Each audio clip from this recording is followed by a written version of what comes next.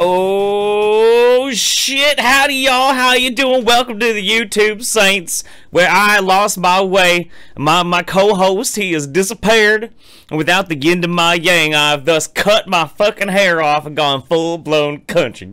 Yeah! How's it going, everybody? I realized right before the show was starting, I was running around the house, and so I cut my hair. I cut my hair yesterday. And I haven't gotten it styled yet, but because of the length that I managed to cut it at, now with any kind of fucking hat on, it looks like I have this fucking rockin' mullet, dude. Look at this shit. Isn't that fucking great? Don't break my heart, my little shitlord heart, baby. Yeehaw! I'm fucking into this. Alright. Finger guns. How's it going, everybody? Unfortunately, Nick is sick today. He's sick. Blessings. Zebro, please keep him well. We miss you, Nick. We love you very much. And I have been trying my damnedest. I know, Mullet Jeff. You're not going to see this very long because I'm going to go get styled tomorrow. I'm going to have a spa day. It's going to be wonderful. They're going to do my hair. They're going to do my nails and everything. It's going to be wonderful. I love it. It's going to be so good. But I was asking everybody what they were doing, if they were available. I looked around on my friends list, a bunch of the usual suspects, this, that, and the other thing. I probably missed a shit ton of people, but yeah, nobody was available. So you guys are going to be my co-host tonight. Yes, sir. So what we're going to do, we're just going to kind of play this by ear. You never asked me. I just figured, like, if I need to, I could just be like, Habib, get in here. But you're not making YouTube videos these days. All you're doing is making me hungry, Habib, with your constant posting of delicious food on Twitter. And I don't know if I should be rewarding that kind of behavior, goddammit. But yeah, no, I want to just have, like, kind of a cycling of people. I mean, the midweek show is the easy show, the casual thing. We sit back, we look at funny stuff, we have a good time, we converse about a few different topics, no big deal. And then we talk to you. So I'm just gonna do that. Fuck it. Designed a flag for the Moon Jews. Hit me up for a file. Ooh. You should post it in the Discord. By the way, if anybody's watching and you are not in the Discord, you should join the Discord. There's a link to the Discord in the fucking on the page.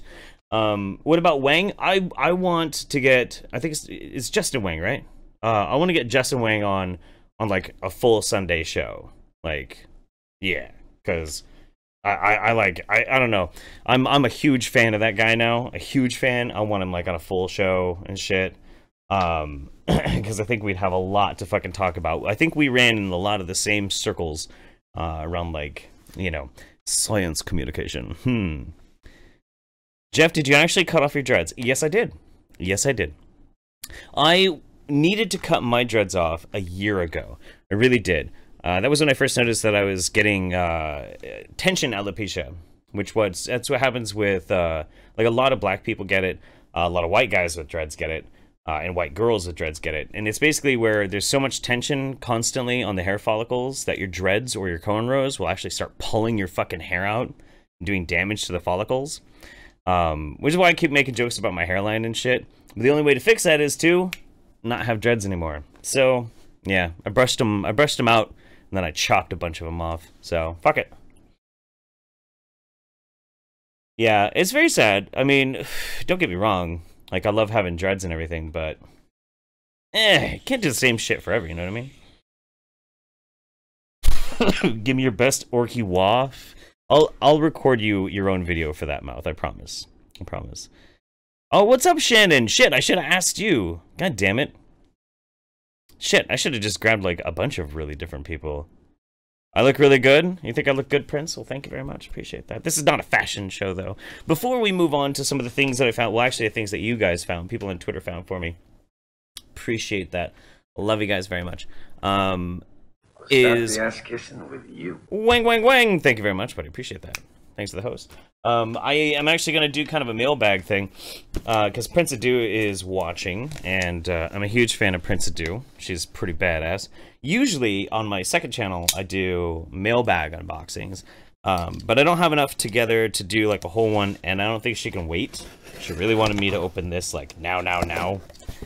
She's very excited. So I'm going to satisfy my Argentinian girlfriend real quick in front of you guys.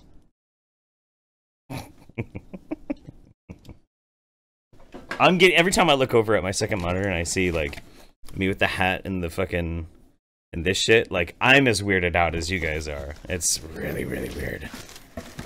Okay, what is this? What the what? Oh, dude, that looks cool as fuck. Okay, so Prince Adu sent me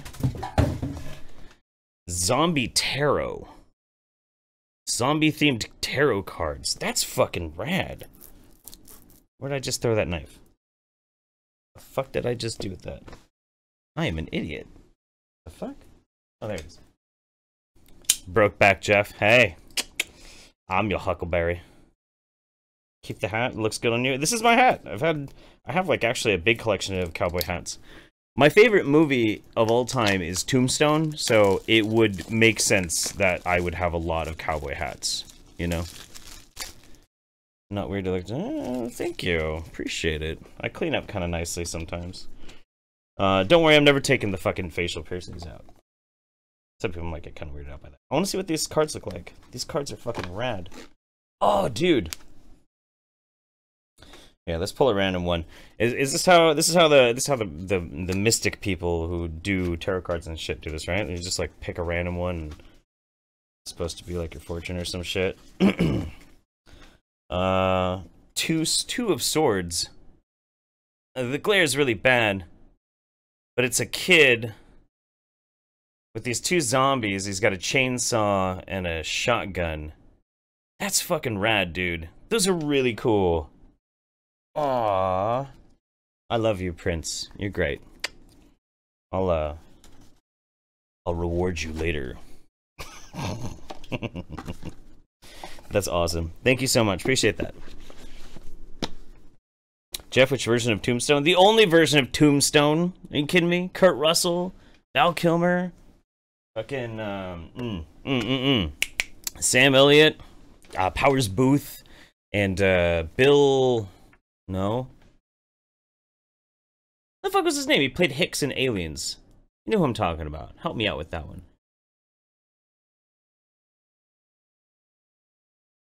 Son of a bitch. Who the fuck was that?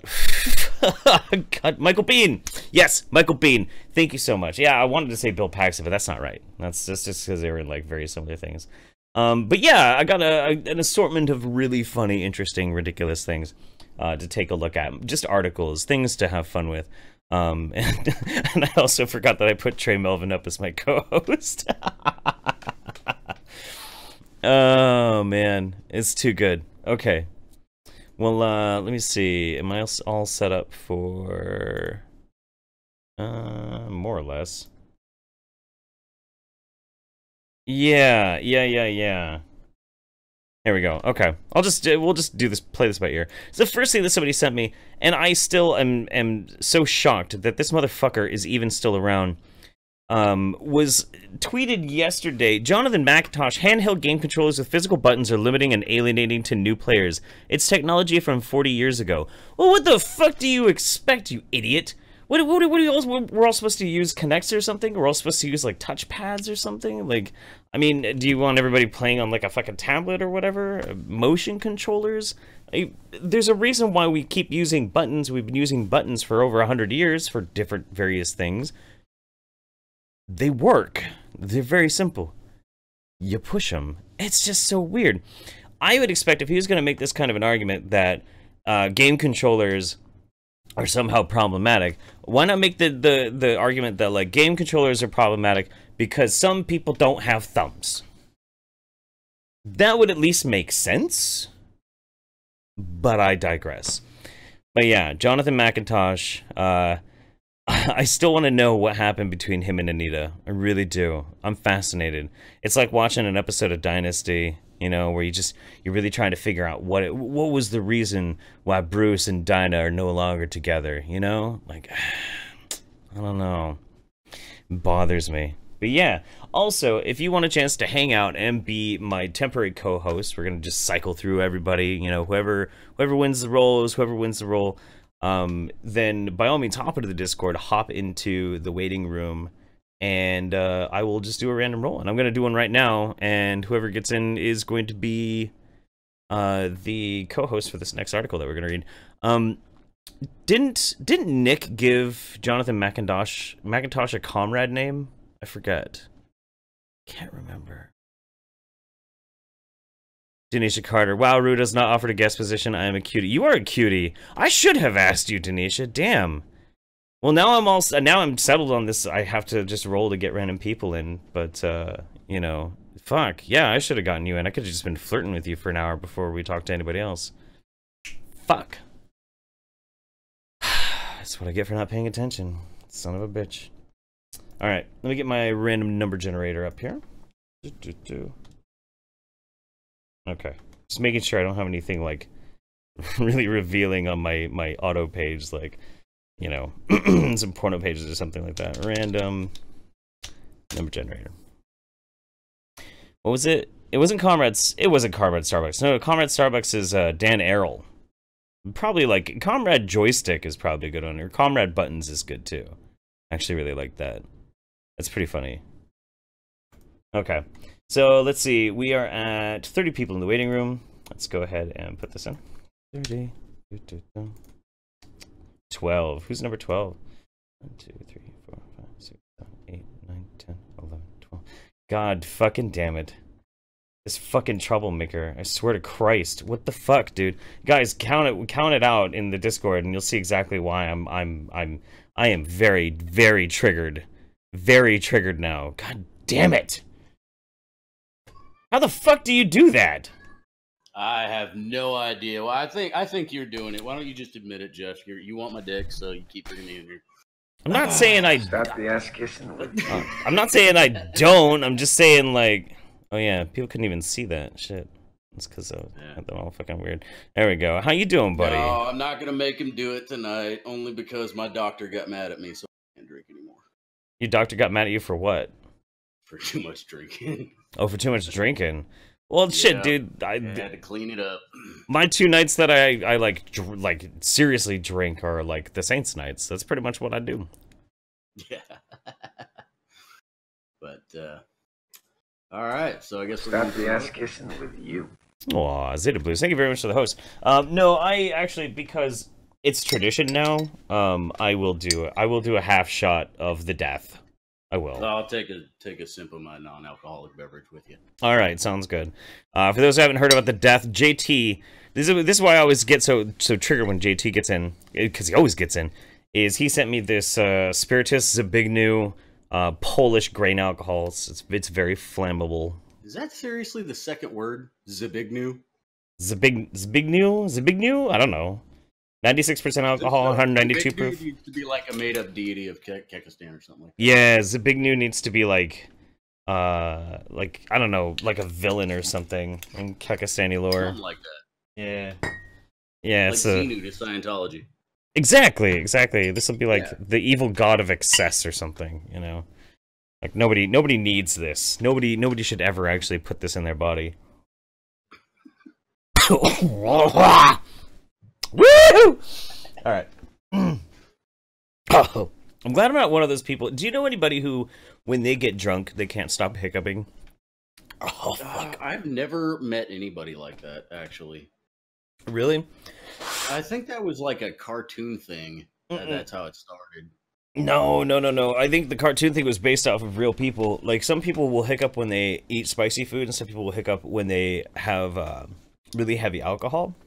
Because hiccups are just, hiccups are a natural body reaction when they're trying to get more oxygen to the brain.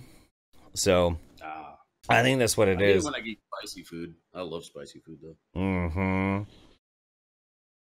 I'm on a quest, like, I want to cross-train the spiciest wings I can find, because I hope that someday I will manage to get onto Hot Ones. Oh, yeah. I love that show. And I want to fucking perform, you know. I'm all about it. But hey, you want to tackle an article with me? Sure, let's do it, man. Sweet. All right, so oh god, fuck. Let me me DM you this article so you can look at it while I read it. How the fuck do I message people? There we go.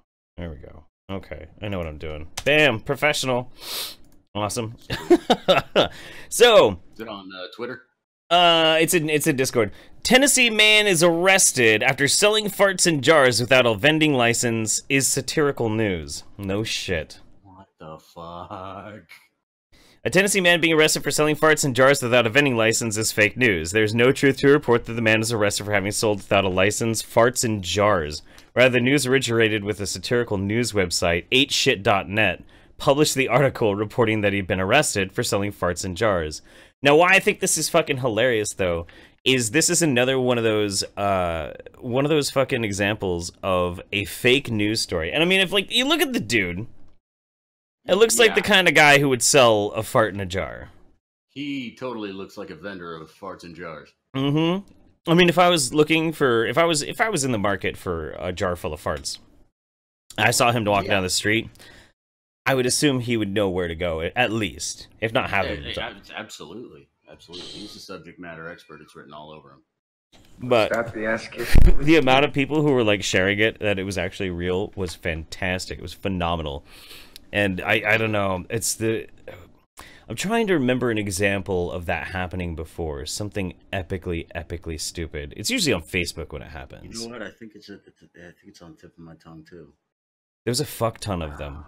Tons and tons. There are a lot of them. I mean, there's the one... Somebody said, wait, selling farts in jars is illegal now? Since when? Can't a motherfucker have a fetish in peace? Jesus Christ. Yeah. Oh, shit.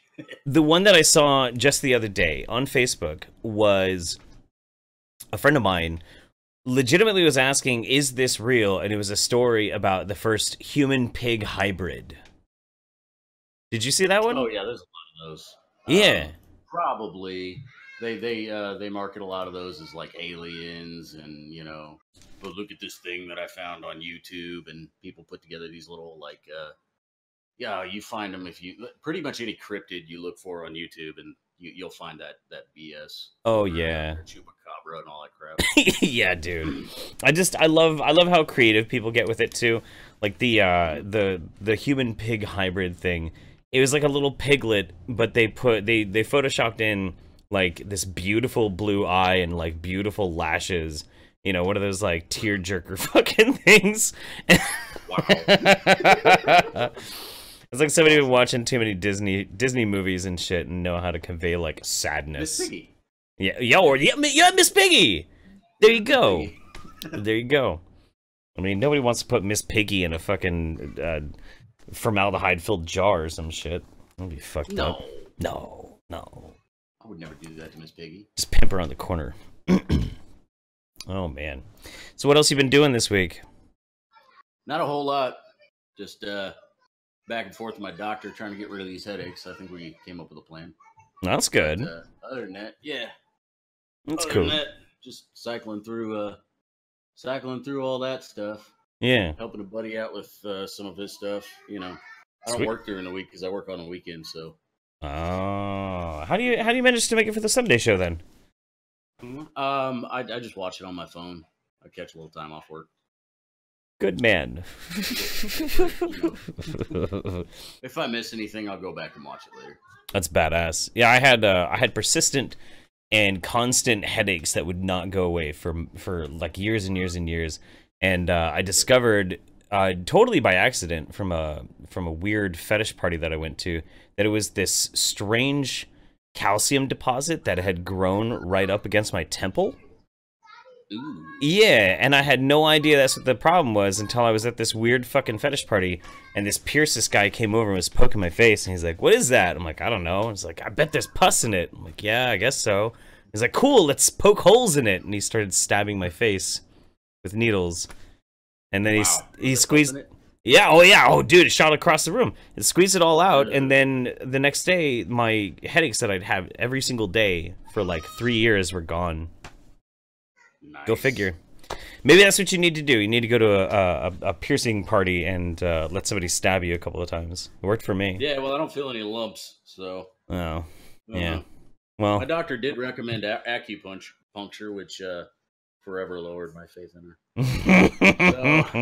It is supposed to be very relaxing, you know. I don't know. Yeah, I bet. Yeah. Yeah.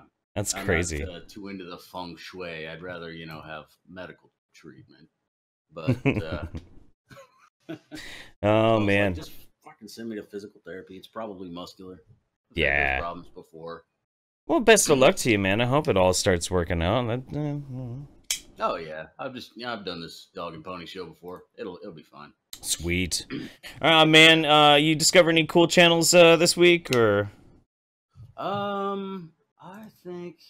Well, me and Secret Santa were goofing around on Insurgency, and we found some kid that said "Say hello to YouTube," because what had happened was I planted C4 on the objective, and I told him in the chat because he wasn't on our Discord. He was a Bambi. Mm-hmm. So I told him on the chat, and he goes running at the objective anyways. So I was like, should I do it? And he's like, nah, man, don't do it. Like, I'm going to do it. I'm going to do it. And I blew him up. He said he was going to post it on YouTube. We found his YouTube channel. It has 12 subscribers. Oh, man. So, yeah. Has he posted the video yet?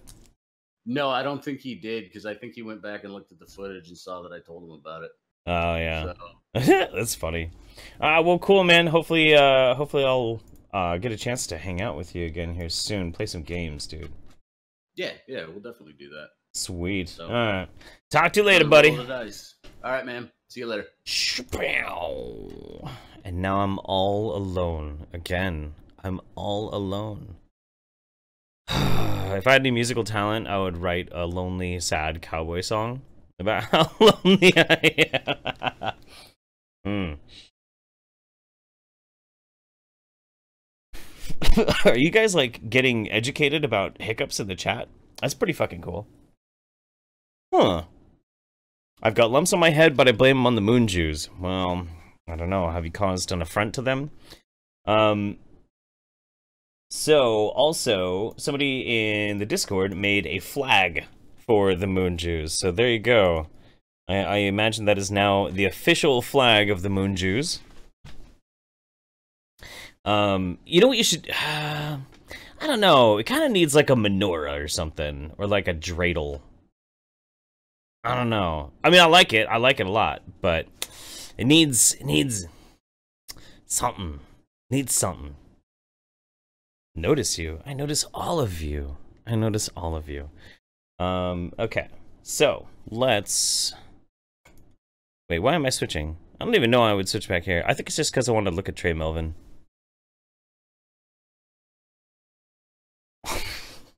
Fuck. Okay. Let's roll again. How many do we got now? We got 32 people. 32 beautiful, wonderful souls. 21. Who's 21? 1, 2, 6.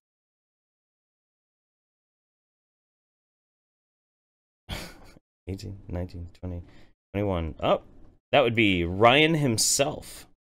Hello, Ryan himself. Hey, dude, what's up? Hey, how you doing, man? I'm good, man. Dude, I'm so happy to be here. Oh, how's your week been? Man, I'm glad it's over. Got a 3-day weekend. I only do 410s these days, so... Oh, that's badass. That's badass. What do you do? I work at a company that makes glass lathes. Yeah, so machines that make bongs and fiber optic cables. You're welcome. That's fucking badass. That's cool as shit. I do like fiber optic cables. It is true. It is. Yeah, we can all appreciate that. Yeah, for sure. Well, damn, man.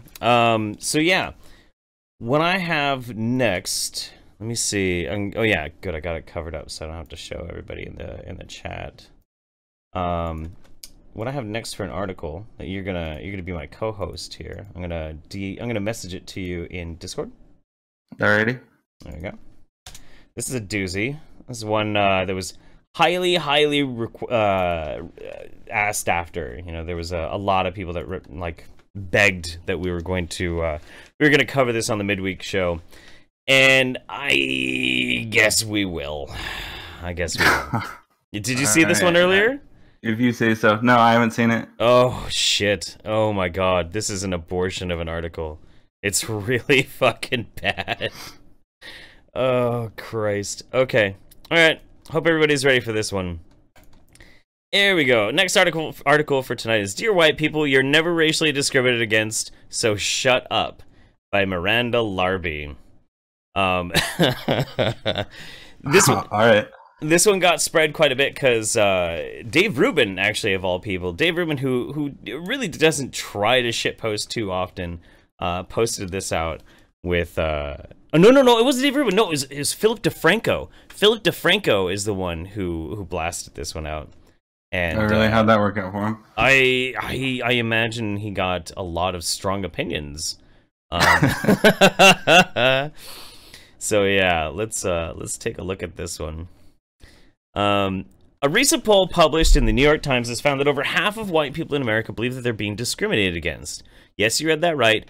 55% of white folk in the States believe they're mistreated by society because of their skin color. How do you feel about that? I mean, I don't see a problem with it. I'm surprised it's not a little bit higher, but I mean, I'm, biased, Why are you biased? Well, I mean, my opinions are just skewed, Why would you feel that your opinions are skewed? Just well slept.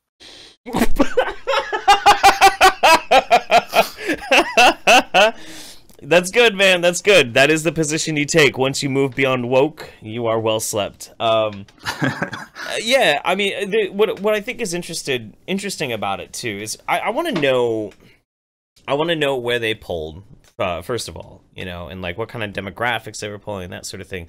But what I find interesting about this is that somebody said he's rested as shit. Nice, man.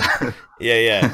But what I think is always so interesting about this kind of thing is this person's getting mad because of the results of a poll. Well, if people feel discriminated against, they feel discriminated against. What, you're gonna fight it by being like, nuh-uh. Like, what the fuck? It's so ridiculous. To recap, I wonder what kind of questions are on this poll. Like, oh, I know. You go down the list, I don't know. I mean, maybe we'll find out. On a scale from 1 to 10, how oppressed do you feel because of your skin color, or something like that? Maybe it was like. When I picture that question, I picture it like the picture up in the doctor's office. So it's like it hurts a little bit, it hurts more than that, or it hurts a whole lot. Yeah, not oppressed at all. Slightly oppressed, mildly oppressed. Yeah, and he's just like crying at the end of it. About average. Yeah, and then he'd cry. Oh, man. To recap, this is a country where slavery was around for 245 years, followed by over 100 years of official and unofficial segregation. 25% of those killed by police are black, despite Afro-Americans only making up 13% of the population. 34% of the prison population is black. 45.8% of young black children live in poverty. And 1,064 racially motivated incidents were reported in the first months after Trump was elected. But again, stop the ass kissing with you. The big question is does that negate the possibility of somebody feeling like they're being mistreated because of their skin color? Like, in any way, is that a buffer that means that somebody cannot feel a specific feeling because of specific enactors? It's so silly. I think it's a buffer to put more information on this article to make it longer. What do you mean? Oh, like because of the statistics and shit? Yeah, it gives it credibility, It lends it some credence by putting out some statistics out there. I mean, the thing. I mean, to some viewers. Like, what happens if, you're Joe Blow average everyday blue collar white guy, you're walking down the street, and okay. Maybe you actually bumped into somebody, and for some reason, like they're a different skin color than them, and they use like a racial epithet because they're having a bad day, and they're just like, dude, fuck you, cracker, or something like that, or whatever. I mean, is it outside of the realm of possibility that that person would feel like, holy shit, did I just get racially discriminated against? Like, so even something as minor as that could count towards them feeling like they have faced some sort of discrimination. We're not talking about, the poll isn't trying to say that these are people who are experiencing an overt systemic oppression, which some of them might feel that, but God, it's just a trash article. Oh boy. I don't know. I think to qualify, you have to just remember an instance, like sometime in, you know, your recent life that you can't even remember in order to qualify. I don't know. Probably. I mean, my favorite thing in the world is being called racial epithets. I absolutely fucking love it. I really, really like it. I mean, it's probably different for me than it is for somebody who's black, though, because all the racial epithets for white people are really hilarious. Like, Cracker's kind of lazy, but it's kind of funny. But Peckerwood is the funniest. Peckerwood, yes, that's what I was looking for. That's my favorite racial epithet in the world, and I've been called non-ironically, like legitimately somebody was trying to hurt my feelings and they called me Peckerwood, and I loved it. I thought that was the funniest fucking thing ever. Do we know anything about the origins of that word? Because that is pretty fucking hilarious. I don't know. I really don't know. You have to look that up sometime. Yeah, I'll have to look up the etymology of Peckerwood, because I love that word. I mean, you know, I have been with a black woman, and she used racial epithets while we were in bed, and I thought that was very sexy. I did not use them back because I am not stupid. Well, I mean, you want it to last more than, you know, you want it to go on long enough. Oh, Denisha Carter, if the girl I was dating, if she had called me a toilet seat complexion individual, I just don't think I would have been able to. I just would have went right then and there. It's a country which is presided over by someone who calls neo-Nazis very fine people. A country which is scarred from decades and centuries of racism. I think pretty much every country is scarred from decades and centuries of racism, if you're using that as a metric. In 2017, over half the Caucasian population think that they're the ones being discriminated against. No, they're just saying that they do feel discriminated, not that they're the ones. Like, if you feel discriminated as a white person, that does not mean that magically a black person doesn't get to feel discriminated.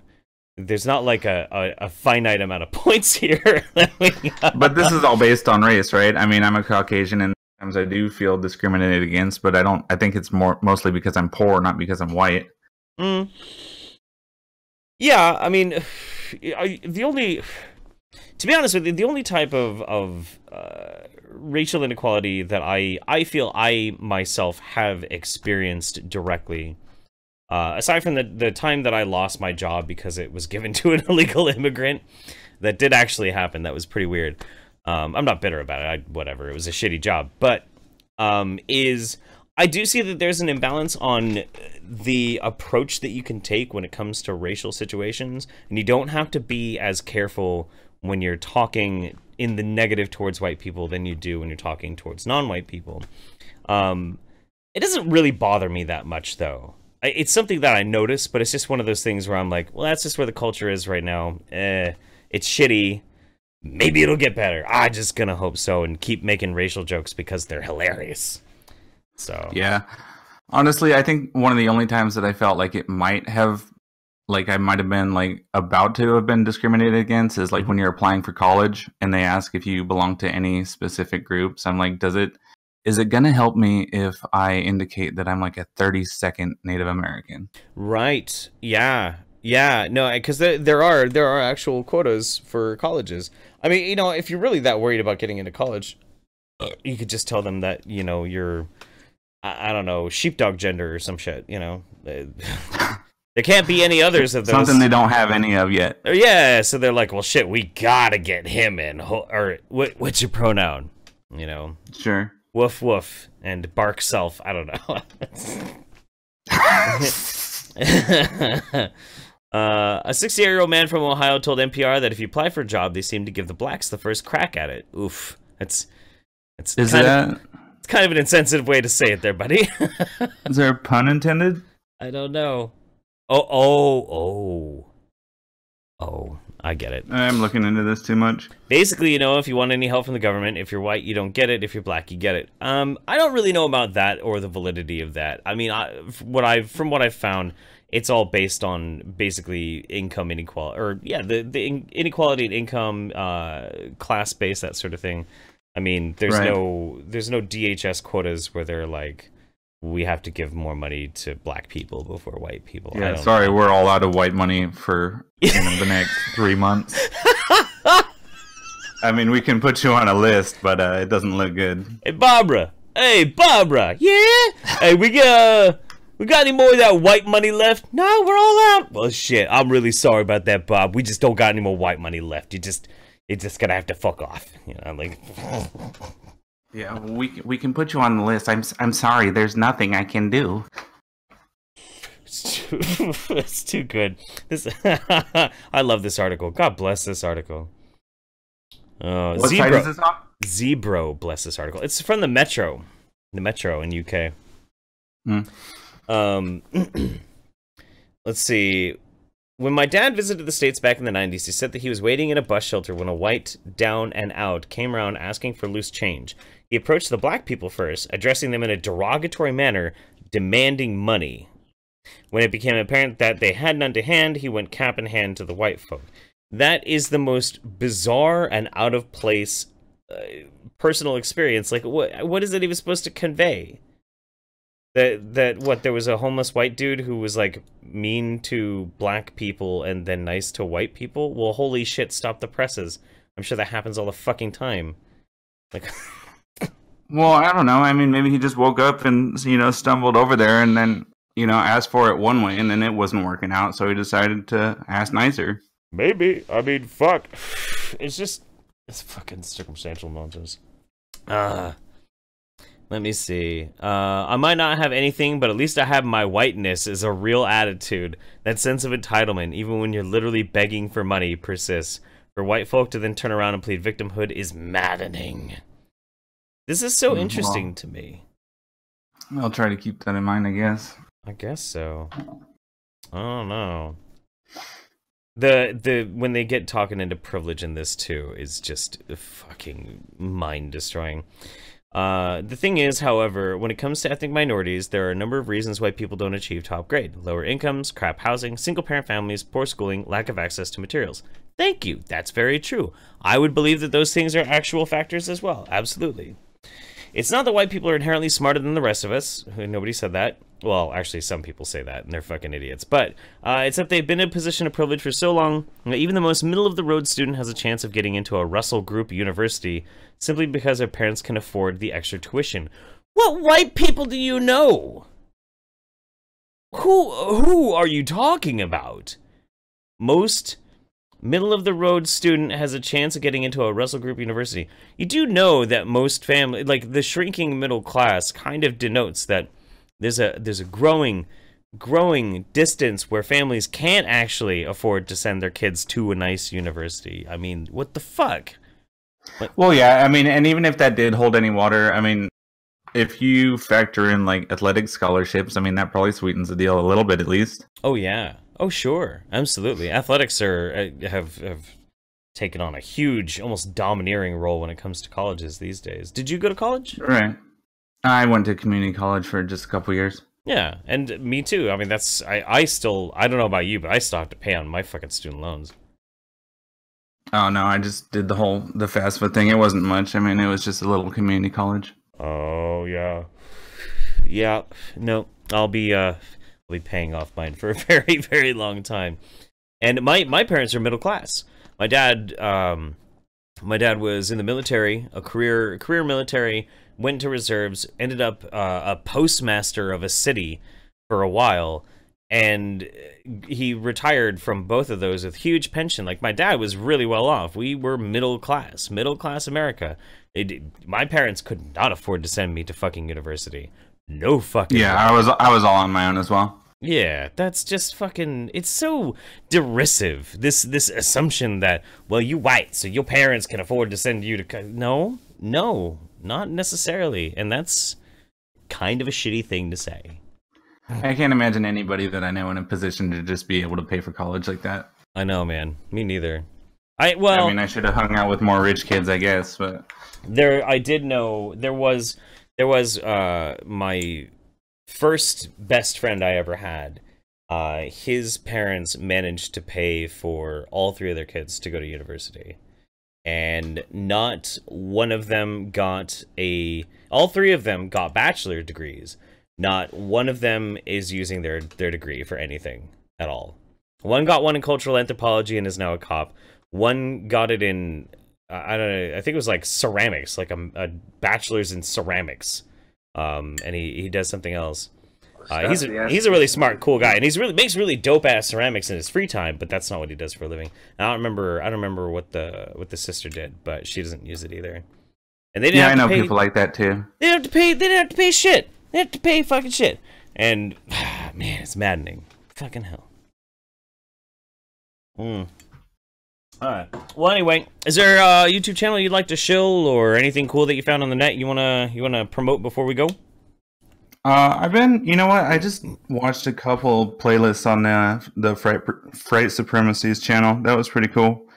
A buddy of mine and I just started a little podcast ourselves. It's called Insomnist. It's on YouTube. We're just getting started like out of nothing. Okay. So I mean, it's been really slow. Do you have anything up to? I'm gonna look for. We recorded our 6th episode last night. They're about a couple hours apiece. Insomnist. We get on there every week. Hey, there you are. Insomnist. Hey, right on. Hey, now you have 8 subscribers. Oh, thank you so much, Jeff. Yeah, for sure, man. Well, thanks for hanging out with me, buddy. Thanks for dude, anytime. Being my stunt Nick for an article. Appreciate you. I'll talk to you again soon. Okay. All right, you take it easy. All right. All right, sweet, nice guy. Check my DMs. Yay! Okay, cool. So I like this. We can get live updates to the development of the Moonju flag. Let's check this out. There you go. He put a dreidel in there. I'm pretty happy about that. I think that looks great. It's beautiful. Thank you so much. That's what's your name? His name is 2-1. Thank you, 2-1. Appreciate you. Let's see. I'm saying a lot. Do I want to keep? I don't know. What do you think, chat? Should I keep the cowboy hat or should I move on to something else? Do something different. Spice it up a little bit. I'm all you get to look at tonight, so it's up to you. 1, if you want me to keep the cowboy hat. 2, if I should change costume dramatically. And in the meantime, let me check this. Oh wow, that's a lot of 1s. And there's a lot of 2s, mostly coming from Denisha. Am I bothering? Is this hat bugging you, Denisha? Is it? It almost makes me want to wear it more. Almost. All right, I'm gonna leave it on for a little bit longer. A little bit. Let's see what we got over here in Streamlabs. We got Sergeant Buck. Being well rested grants a 20% experience bonus. That's good, actually. Here, let me so you can actually see what they say. Being well rested grants a 20% experience bonus. Excellent. Rimshi, everyone take a shot for a World War II veteran who passed today. Oh, shit. Oh. I have wine, and then I have death. But, you know, actually, all 3 of my grandpas. Because I had a step-grandpa. All 3 of them served in World War II. One of them never left. Gave his life in the Pacific. And the other 2 were forever changed by their experience. So, I need to check Twitter. I will check Twitter in a minute, Shannon. Hey, to the vets.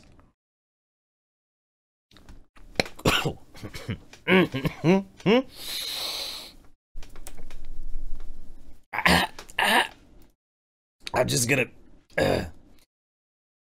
freak out a little bit while I'm trying to look at my Twitters. Oh, you know what sucks? Dude, Magog got back to me like right as we were going live. Shit.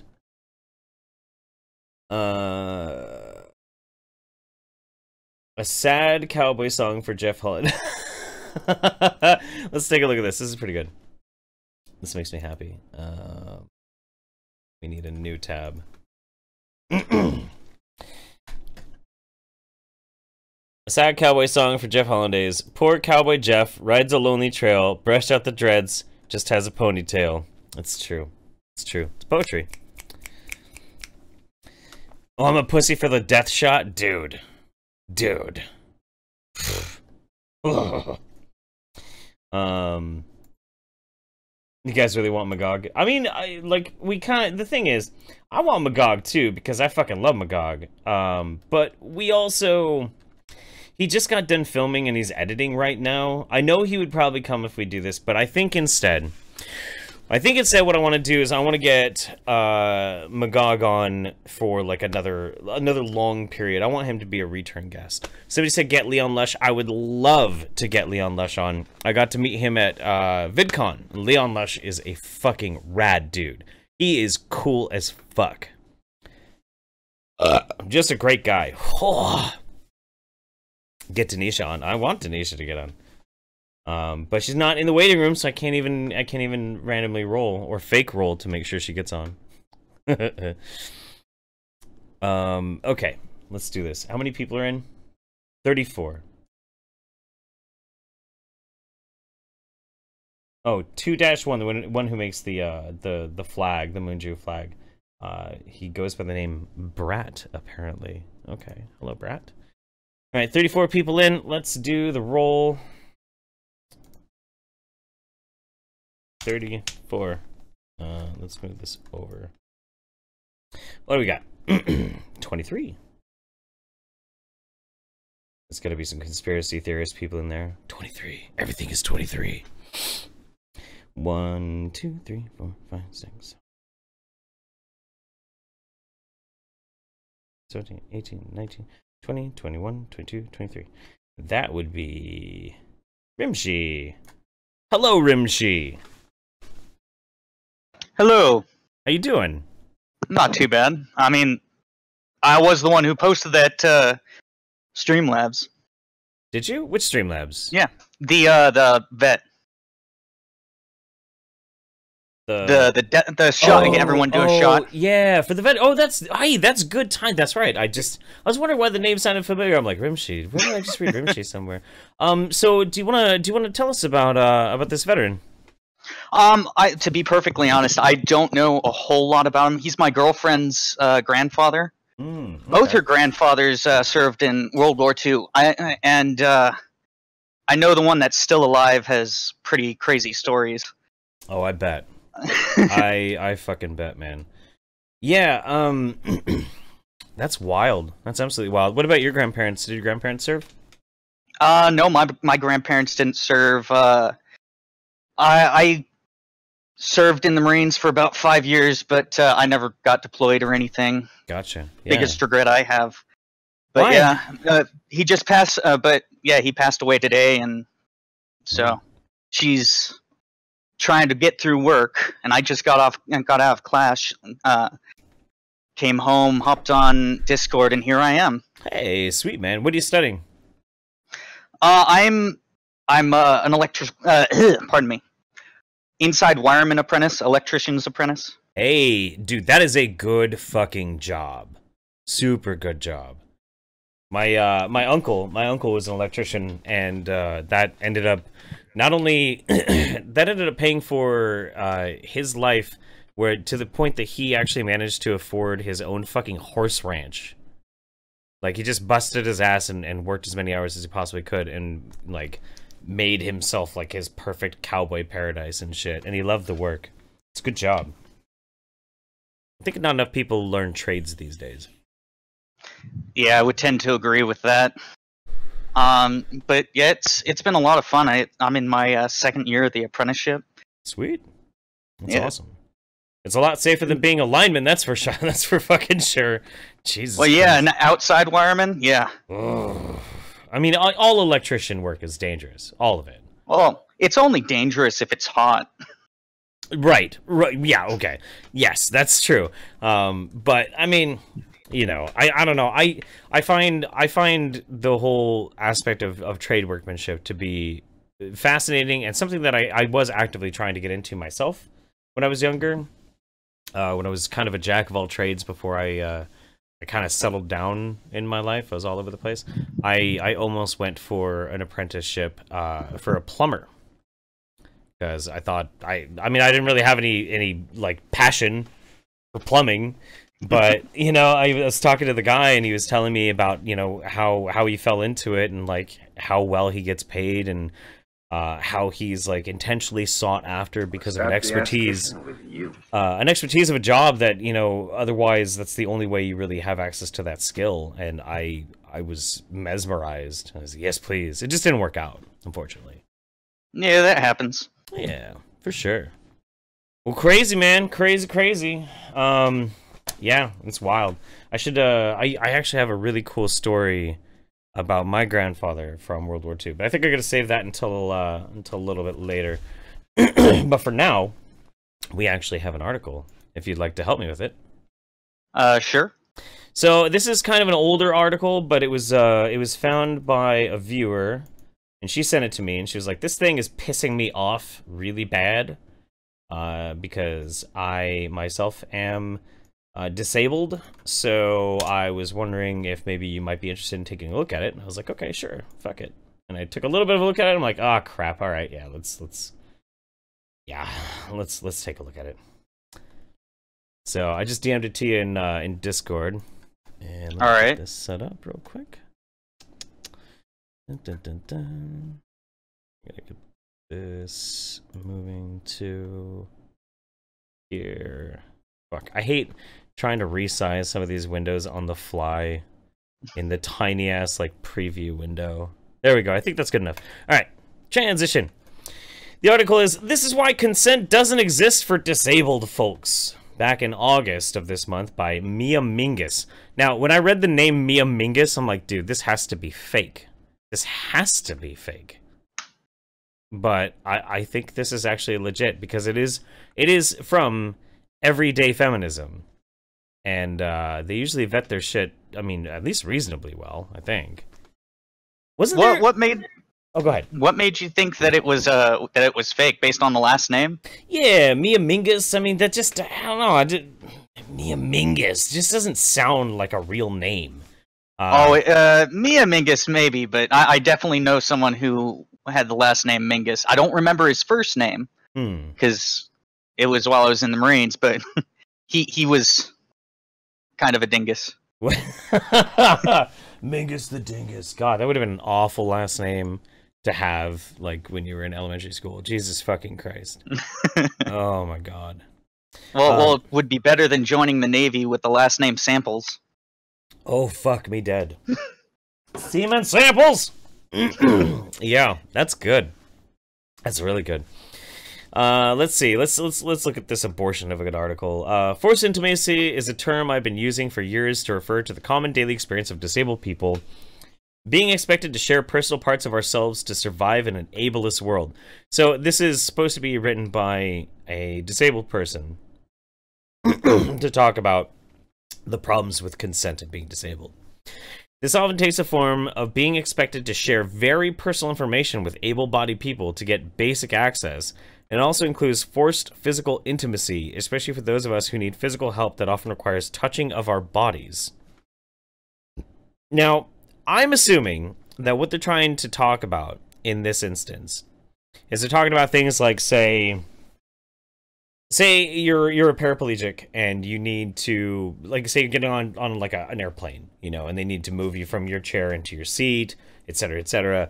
Then obviously somebody's gonna have to fucking touch you to be able to pick you up and move. So I can kind of see that, but at the same time, there's implied consent with that because you know they're about to do it. They're aware. Yeah, I mean, like, it's either that or you don't get to ride the fucking plane. You know? Like, what the fuck do you want? Alright. Forced intimacy can also include the ways that disabled people have to build and sustain emotional intimacy. Wait, hang on. I feel like this is gonna kill my brain. Forced intimacy can also include the ways that disabled people have to build and sustain emotional intimacy and relationships with someone in order to get access, to get safe, appropriate, and good access. Okay. What? I think what they're trying to say... I know. I think what they're trying to say is... For a disabled person might need to rely on somebody who helps them with their day-to-day life and you know, the chores they need to do and things they need to accomplish. So in order to be able to accomplish those things, they have to have and sustain an intimacy or a relationship with somebody specifically to do that. But like, fuck, dude, don't you have to have like relationships and at least some degree of intimacy with a lot of things in your life, whether you're disabled or not? I mean, obviously this is more, but this is weird. This is so weird and bitchy. Yeah, I mean, just living with someone, you got to be able to share space with them. It only gets more intimate when you have a disability that requires outside help. Oh, dude, can you imagine how pissed off this person would be if they ever had to have a roommate?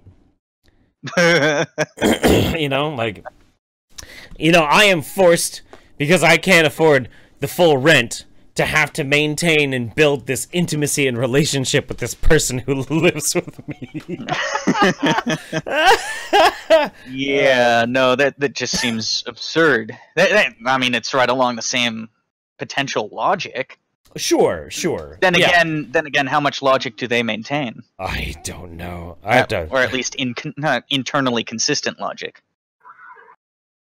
Yeah, dude, that's ridiculous.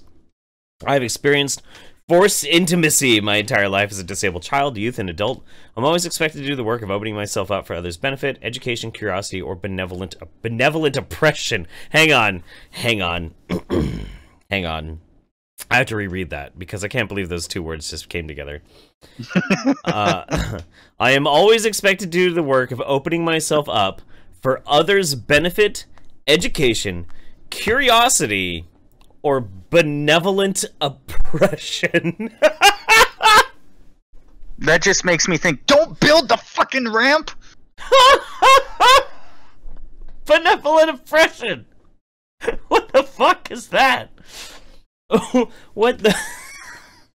The steaming shit of Christ is benevolent oppression. I don't know. Oh my god. This is making it even doubly funny because Shannon's in the chat. Liberal Lunacy is in the chat. And her comments are cracking me the fuck up. Oh god, Shannon. Fuck. I almost wanna... Shannon, are you on Discord or what? Fucking, we should just bring Shannon in to, like, read this with us. Oh, yeah. Fucking hell. Shannon, why aren't you on Discord? Fucking hell. God damn it. Oh, there's a new and improved Moonju flag. God damn it. Oh, Christ. Alright, hang on. I'm gonna wait to see what Liberal Lunacy says real quick, and then we'll keep going. We'll see if sounds good to me. See if she actually wants to get on to, yeah, let's look at the new Moonju flag real quick. See, now it's purple now. It's purple. Oh, she says she doesn't understand Discord. Well, god damn it, Shannon.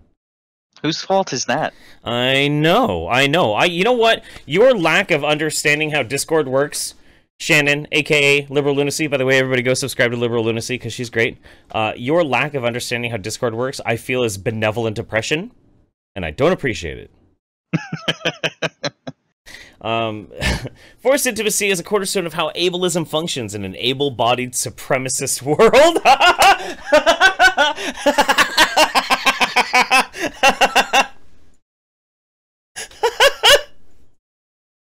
Really? Forced intimacy is a cornerstone of how ableism functions in an able-bodied supremacist world. Okay. Well, alright. Disabled people are expected to strip down and show all of our cards, metaphorically, in order to get the basic access we need in order to survive. We are the ones who... You know... Oh, go ahead, please. I can maybe see some logic to where that could be. If you have the ability to get a disability placard, for example, because of a issue in your back, but Sure. you look like you're walking around That's fine, the no issue. issues. Yeah. I could see somewhere where that sort of logic would apply, but at the same time, I don't think that that's what they mean. Yeah, I don't think that's what they mean either. And I mean, like, look, don't get me wrong. Obviously, nobody. Well, actually, there are some people out there who are. But for the most part, nobody actively wants to be disabled. It's not an easy life. It's not an easy thing to have to fucking deal with. And I have a lot of compassion for people who have to deal with it. It's a shitty card that's been dealt to you. But like, oh yeah. This is fucking nutty. What is forced intimacy? Forced intimacy is the opposite of access intimacy. It feels exploitative, exhausting, and at times violating. Because I am physically disabled and use a manual wheelchair, I often experience forced intimacy when able-bodied people push my wheelchair without my consent, or when I am in situations where I have to be pushed by people I do not feel safe with, know, or who are actively harassing me while pushing me. Now look. The thing about this is if somebody's pushing you in your wheelchair without consent, that's probably fucking terrifying. It's probably really fucking weird and like, it's probably scary as fuck. But like, the idea of this being, calling it forced intimacy in an able-bodied supremacist culture is really fucking weird. Really, really fucking weird. That's just somebody being a dick or a really spooky, shitty person. You know, and the other situations where being pushed by people I do not feel safe with, well, obviously that's only happening because there's no other option. Either somebody who potentially. Yeah, either the person who was pushing you isn't available, or you can't push yourself, or whatever. Like, I mean, fuck, dude. It's so, so strange. I'm kind of skipping through this a little bit. I want to see. Yeah, I zoned out there for a moment, so I didn't hear all of that. My girlfriend just got home. I had to give her a hug. No, it's all good. It's all good.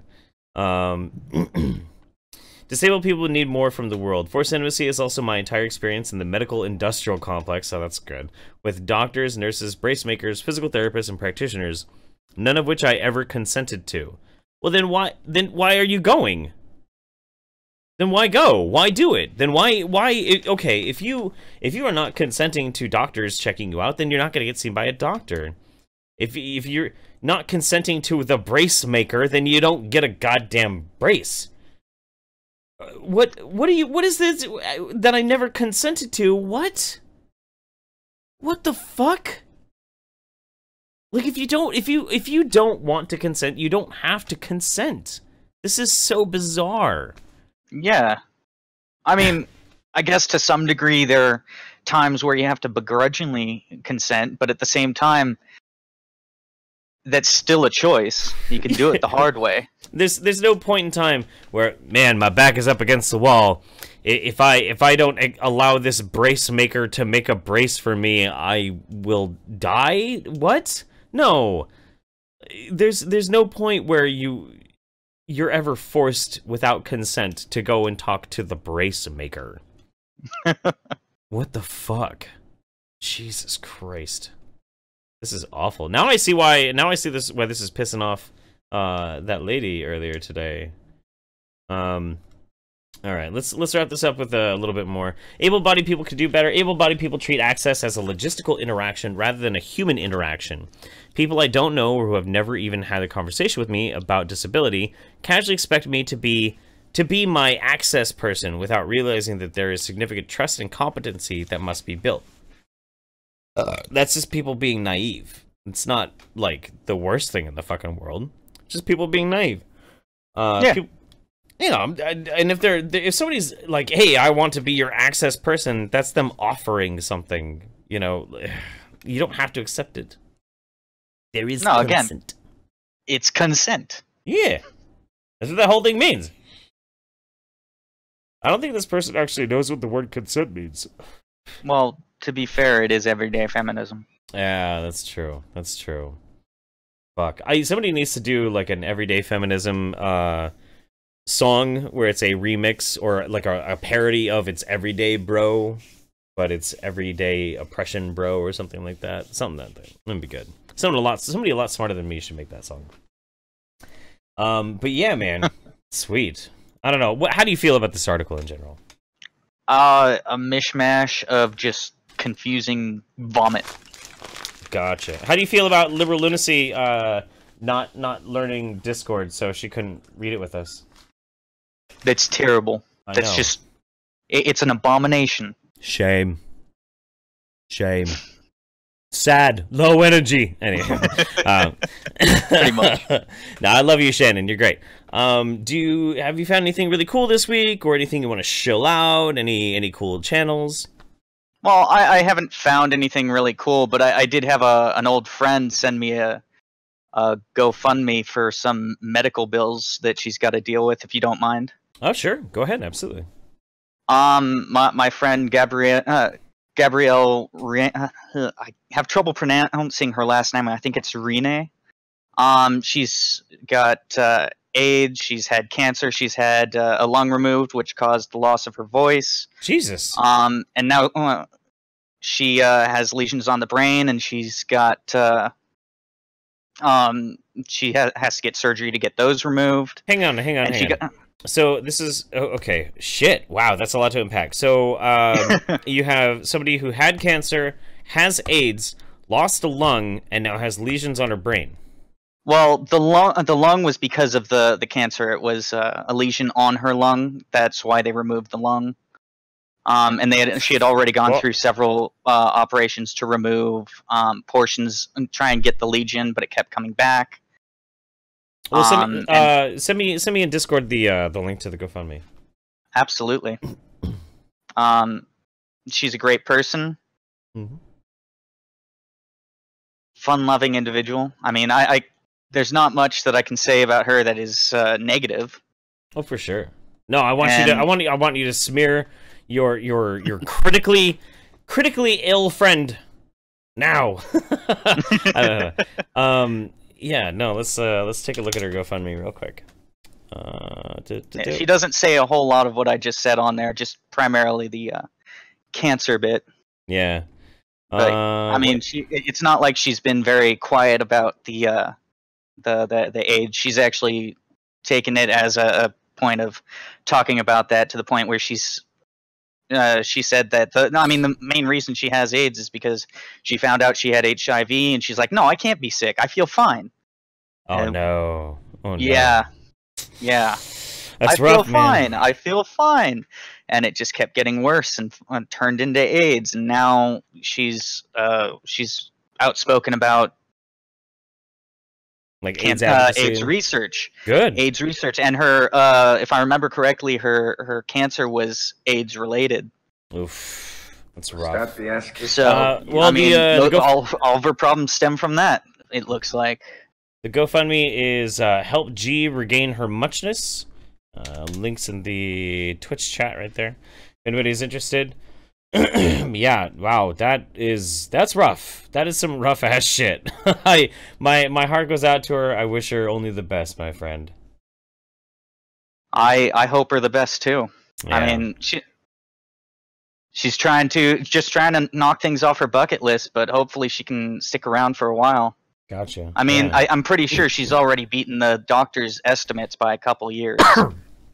For sure. Absolutely. Well, cool, man. I appreciate it. Thanks for stopping in. And, yeah, maybe we'll get a chance to talk again here pretty soon. Absolutely. Sweet. It was good talking to you. Take care, buddy. All right. Oh, shit. I'm sorry. I cut you off early. I'm really sorry about that, buddy.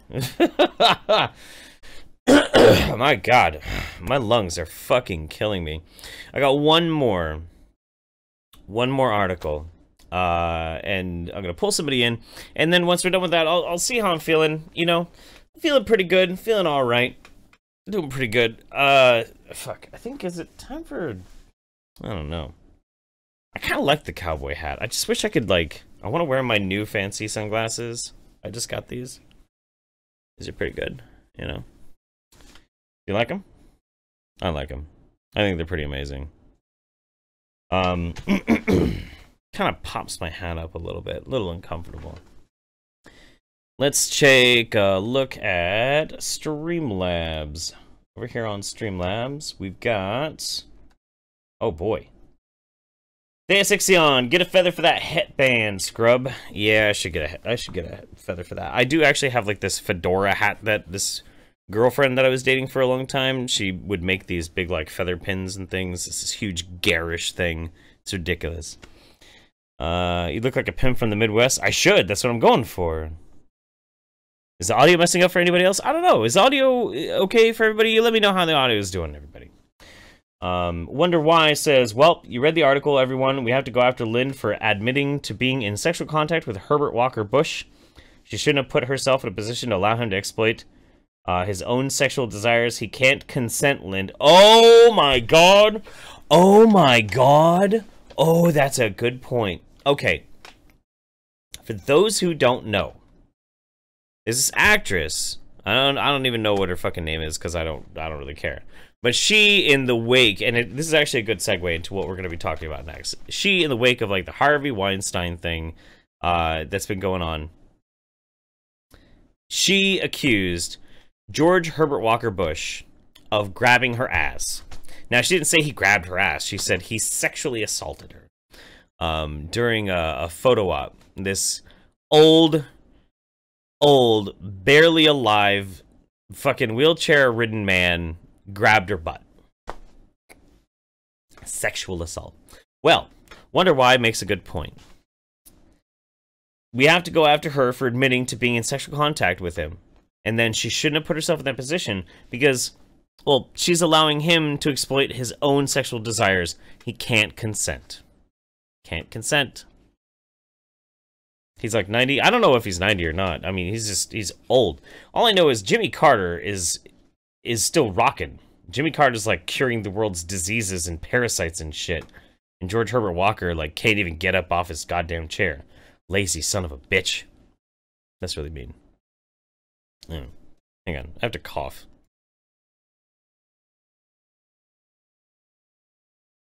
Much better. Merbite says, hey Jeff, I found this Tumblr page and can't stop laughing at it, so I thought you would enjoy it. It says, take back pansexual, tumblr.com, keep on keeping on. That actually looks really interesting. Take back pansexual. What is that? Also, before we move on, I wanted to share this. This is from my buddy Sergeant Buck. It's Cowboy Jeff Holiday now. I like that. That's good. His beard's nicer than mine. His beard's way nicer than mine, man. I have like these fucking... You see that fucking shit that drives me fucking crazy? It's like these little patches and shit. Fucking bullshit. Bullshit. I could grow it out so it doesn't even show, but then I have like this big fucking mountain man shit and just no. I'm still not even used to looking at myself and seeing a beard. It's weird. Jimmy Carter was shit at everything he ever did. Well, in the presidency, yeah, Jimmy Carter was not a very good president, but yeah. Oh yeah, and sir, yeah, that's a good one. What, can't get the damn arm tats? Have you been trying to do the arm tats on the figure? That'd be kind of cool. But now I got more ink. Internet inf Amos. The dreads are all gone. Did you just shorten them? No, they're gone, man. I straightened my hair. Do you guys want to see that without the hat? Like, because it's... Look. So, this is like... That's the hair now, dude. That's the hair. It's all gone. It's all fucking gone. All gone. Dreads are gone. Tell you what, though. Fucking combing out dreads is extremely painful, and it is not fun. But hey, now I can do that. Check this out. Check this out. Hang on. Hey everybody, this is Hi, I Think I'm Drunk, and welcome to my channel. Let's go for mullet with a hat. Yeah. But yeah, no, I'm gonna go get it styled probably tomorrow or something, you know. Be good. Ah, it's kind of nice. A little blingy. Oh yeah, we're looking at a Tumblr page, and then we're gonna roll and have somebody read this next abortion of an article with me. So what is this?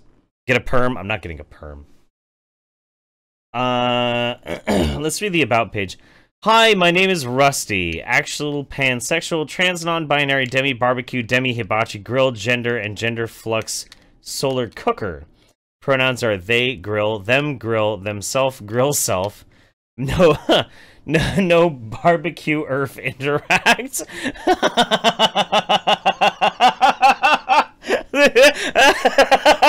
I get it. Okay. Hey everyone, it's me, Rusty here. Sorry for the delay in updates. Lately I've been questioning everything. I have questions I never knew I could ever have. I've not been feeling like my true self. Last night I had this thought that maybe I am truly transcending gender, because I have not had any kind of girl gender inclinations for about a week. But there is a part of me that wonders if maybe my girl genders are more flux than demi.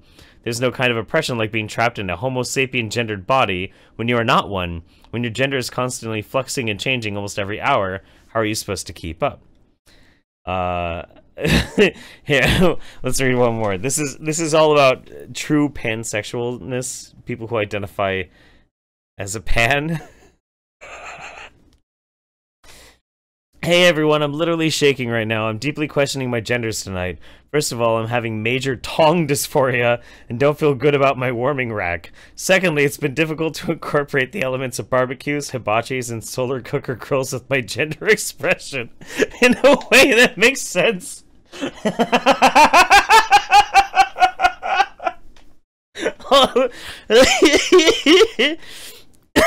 Also, it has been extremely difficult to live my life as a real grill. Nearly no one takes me seriously. Yesterday, I did not feel like a girl at all, which was super weird. Now, I know that I'm a demi-gender, so I don't feel it all the time anyways, but I always feel at least partially like some kind of grill. It's very alarming not to feel for a day. I don't know what I'll do if I found out I'm no longer a demi-barbecue, demi-hibachi, gender flux solar cooker, because my identity is heavily wrapped up in all this. Plus, how will I explain it to people that I'm no longer a barbecue if that's the case?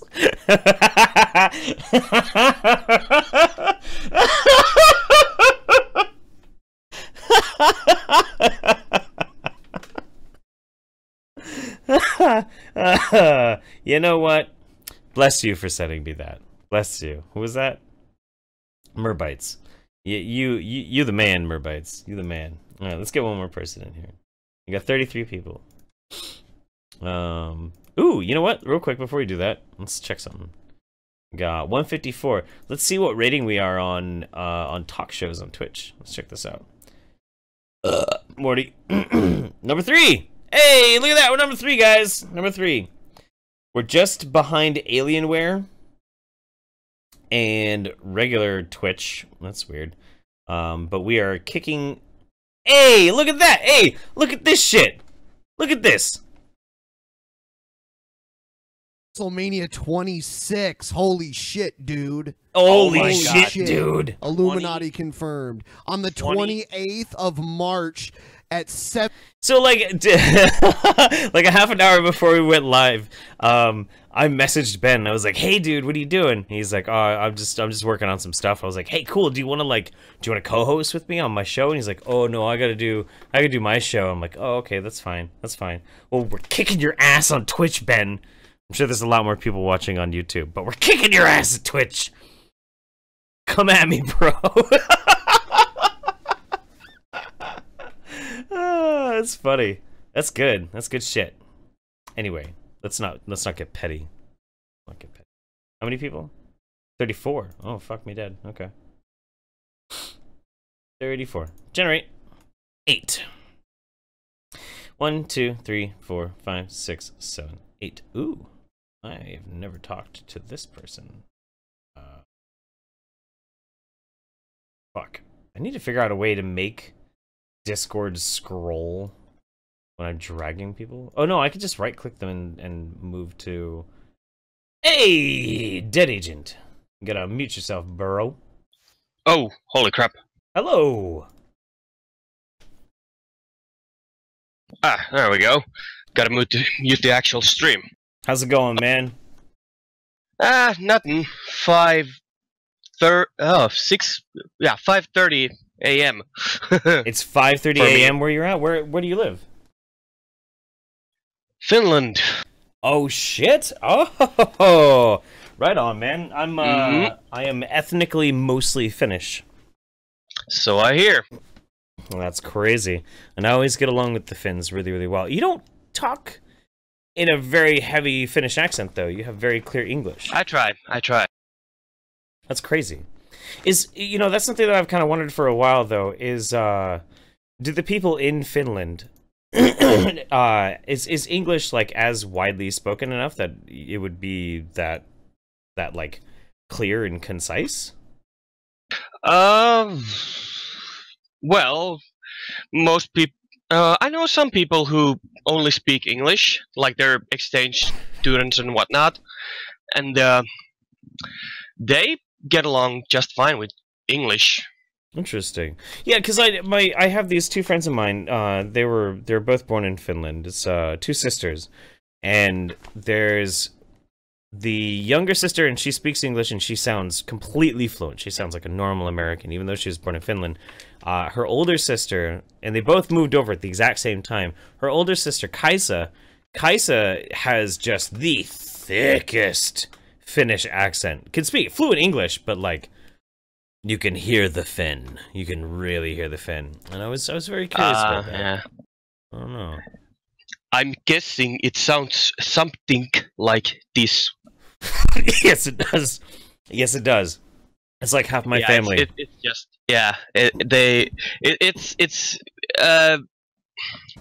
it's basically that they don't make any effort to pronounce the English properly, and that just kind of happens. Yup. Yeah, somebody in the chat said rally English. That's exactly what we call it. That's exactly what we call it here. Because of all the rally drivers and shit, they always talk like that. Oh, that's some funny ass shit. Half my family all talks like that. Oh my god. Oh, and it's mostly the Finnish accent. No. Mostly the Finnish accent, and then some of it is the Canadian accent, because they're all like northern Michigan, right. Canadian sort of area. So they have Gotcha. they have the craziest tendencies too. I love visiting them because they're fucking wild ass people. Wild. You ask them like, hey, Uncle Sven, what are you gonna do on Friday? He's like, oh well, let me tell you, there, Jeffy. We're gonna go down to the bar, right? We're going to drink our asses off until we're blind fucking drunk, eh? And then we're gonna hop on that there snowmobile. We'll take it up to the Terminator Hill, and one of us might break a bone, but no big fucking deal, eh? We're gonna crash them snowmobiles. We're gonna hike home in the snow with most of our clothes missing. Don't ask why. It's just a thing. We do it. We're guys. And then we're gonna go sit in the sauna and pass out until morning. And that's just what they do. Sounds Finnish as fuck. Yeah, dude, it's great. I fucking love it. These people know how to fucking party. Jesus. Yeah, definitely. One of these days, I will come to the homeland. One of these days, you'll be fine. It'll be great. It'll be amazing. It'll be absolutely amazing. I'll never want to leave. Maybe depends on where you go. Well, you're gonna have to fill me in on the best places to go. Jesus. Anywhere except Helsinki, I'd say. That's what everybody says.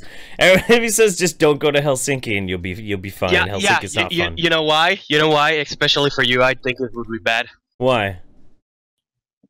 Like all the any SJWs you'll find here, they're all there. Oh. All of them. Oh boy. Yeah. yeah. I mean, like I look very weird, very alternative and whatnot. But like when I'm hanging out with just normal people, I'm very down to earth and I'm very easy to get along with. I'm honestly kind of in a strange way. Even it's kind of weird saying it too because I have a cowboy hat on.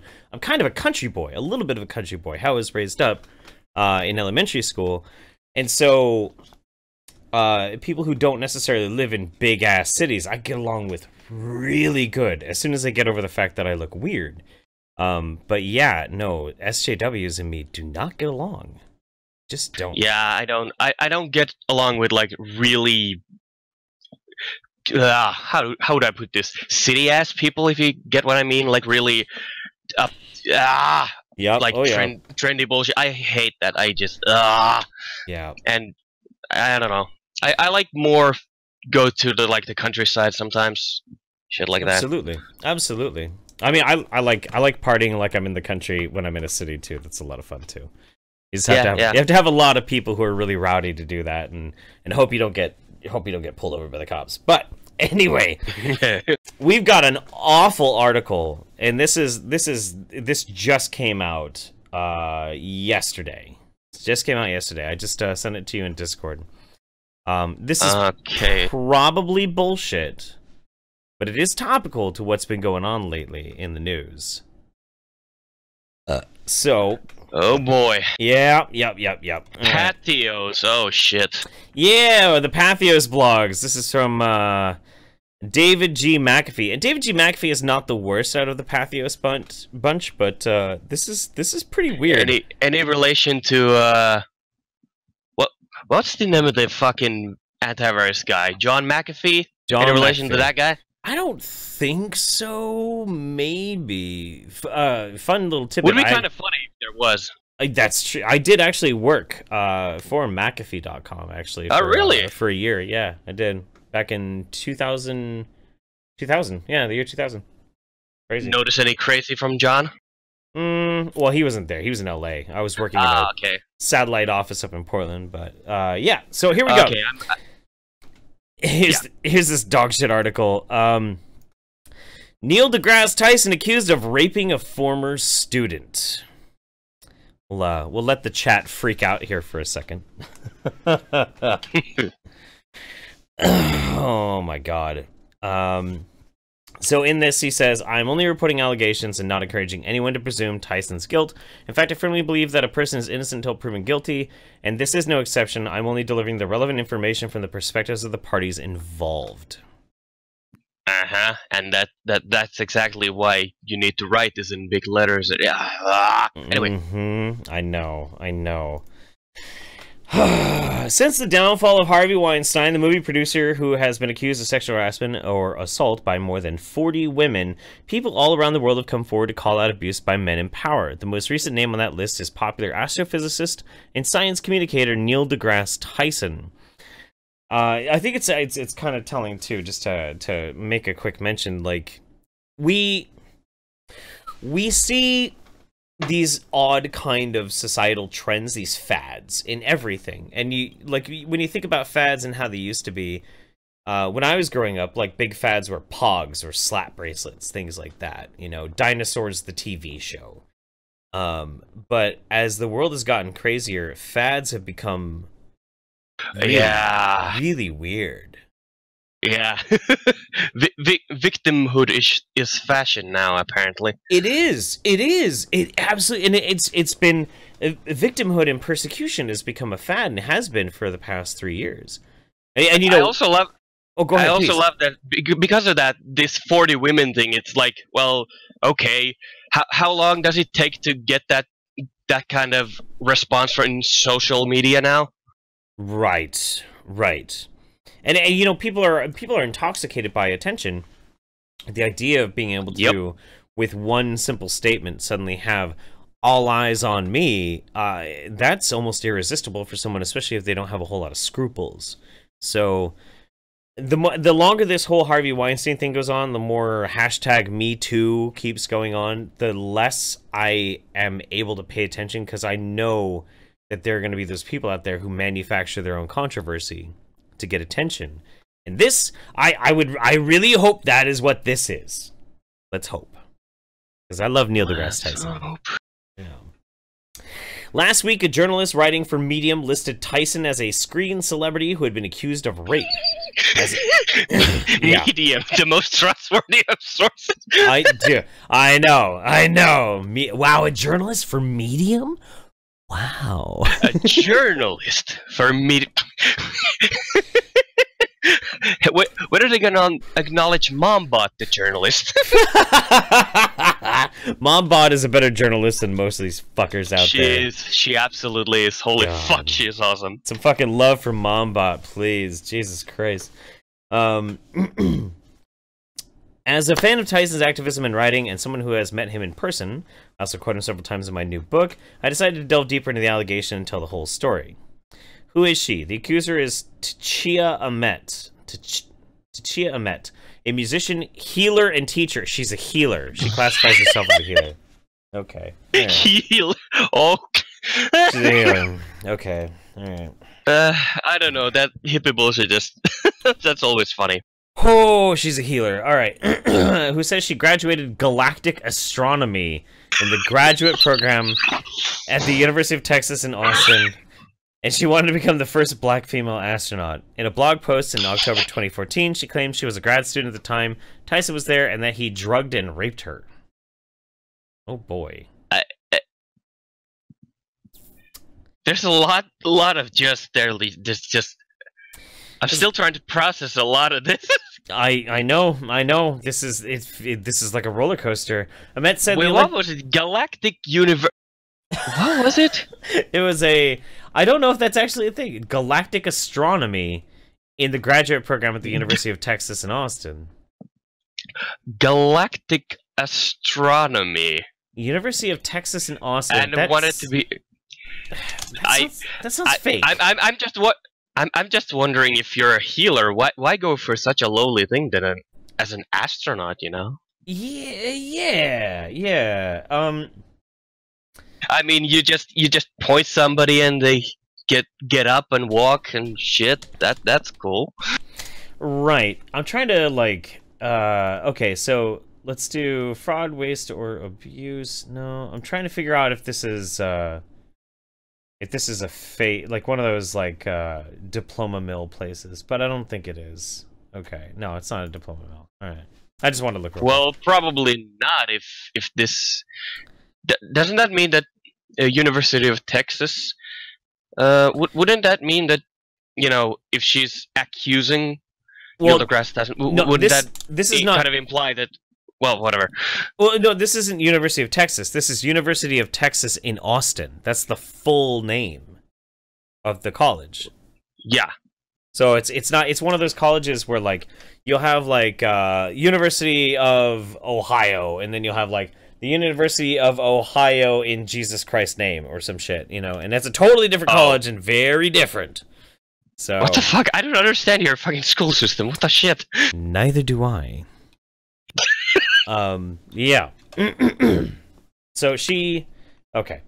Ahmet said the alleged assault started when she went to his apartment to visit, like she did almost every day. He offered me a glass of... almost every day? What? He offered me a glass of water. I accepted a liquid in a cup made out of a coconut shell. I recall coming back to consciousness briefly. Then the next thing I remember is seeing him in the hallway the next day. I have lived in this nightmare for 30 years and it stops today. What the fuck? That's how you remember, and how do you... what? God damn it. God fucking damn it.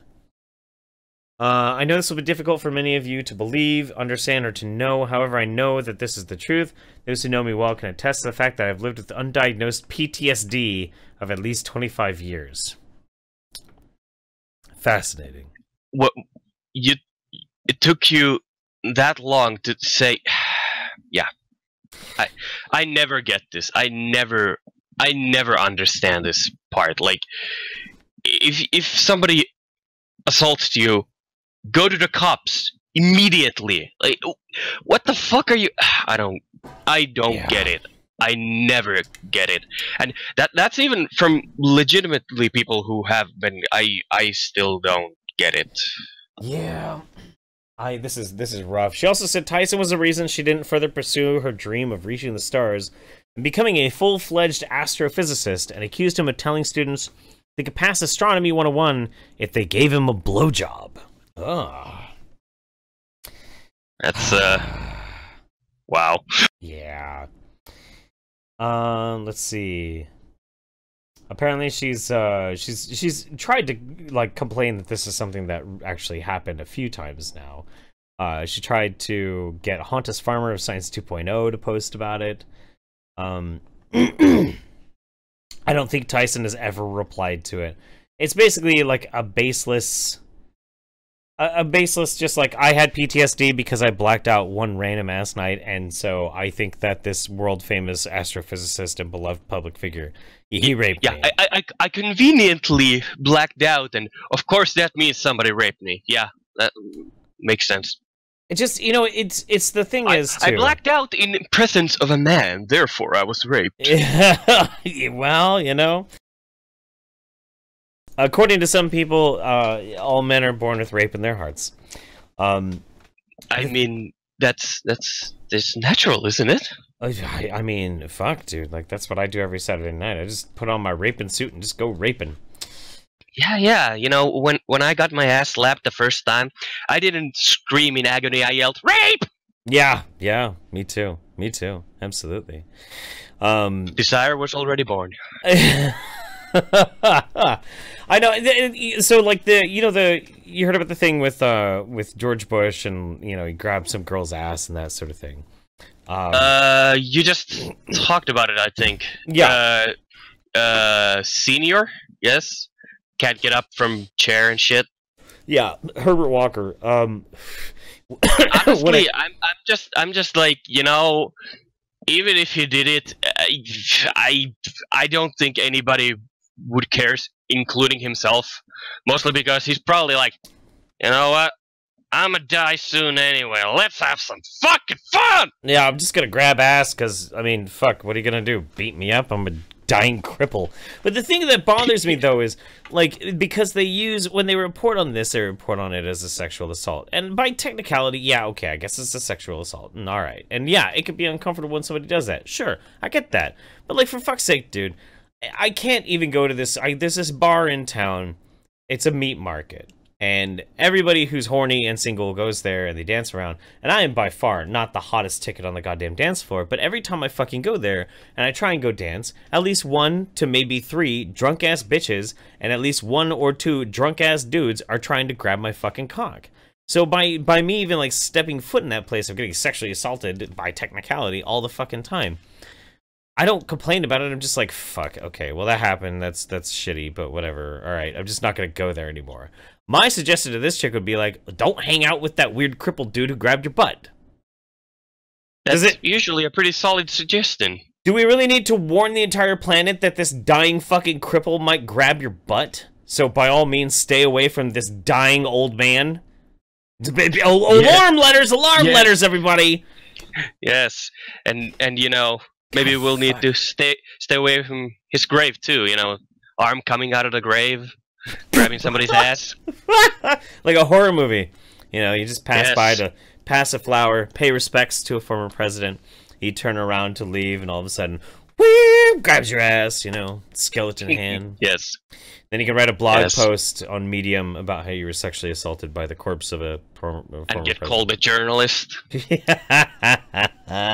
You have been awarded 1,000 oppression bucks. Jesus fuck. That's so ridiculous. All of it is so silly. Well, hey, it has been really fun hanging out with a fellow Finn. More of a Finn than I'm a Finn. Thank you. Do you have anything that you want to shill? Anything cool that you found this week? Nah, I'm good. Sweet. Well, I appreciate you. I hope I get a chance to hang out with you again soon. Cool. Sweet. See you around. Later, buddy. This has gone really, really well. I gotta tell you guys, I had a lot of apprehension when I started this show tonight because, well, I didn't know how it was gonna go. I don't have my anchor, my oak. I don't have my oak with me. So I was there was lots of trepidation. But I feel like it turned out really, really well, and I'm feeling pretty good. I actually would really like to roll one more time, but I really need to piss, like, super bad. Usually when I'm doing these live shows, because I have the bladder of an old woman. It's in my freezer. But I also have a very small bladder myself inside my body. And that bladder means that I have to pee all the fucking time. And I just don't, I don't know. I don't want to pause the show, pee, come back, talk to somebody for 10 minutes, and then go. No, it's fine. Well, you guys really want me to? You really want me to roll one more time? You're gonna let me go pee? Okay. You know what? Bring on a guest to host while I'm away? Who do I trust with this show while I'm away? Who the fuck can I possibly bring in? I don't know, man. That sounds so sketchy. It sounds so sketchy. I mean, maybe if, like, Focus Break was around, or, like... God damn it. No, I'm not handing the show over to Squiggums. I love you, Squiggums, and I will hang out with you after the show, Squiggums. I'm not handing the show over to you. This is not gonna happen. No, Squiggums, I swear to God. It's not gonna happen. No, sir. I'm trying to find somebody that I can trust. Who can I trust? Oh shit, dude! I know who I'm gonna bring in real quick. Yo, I'm gonna hit you up. I'm gonna hit up my buddy here.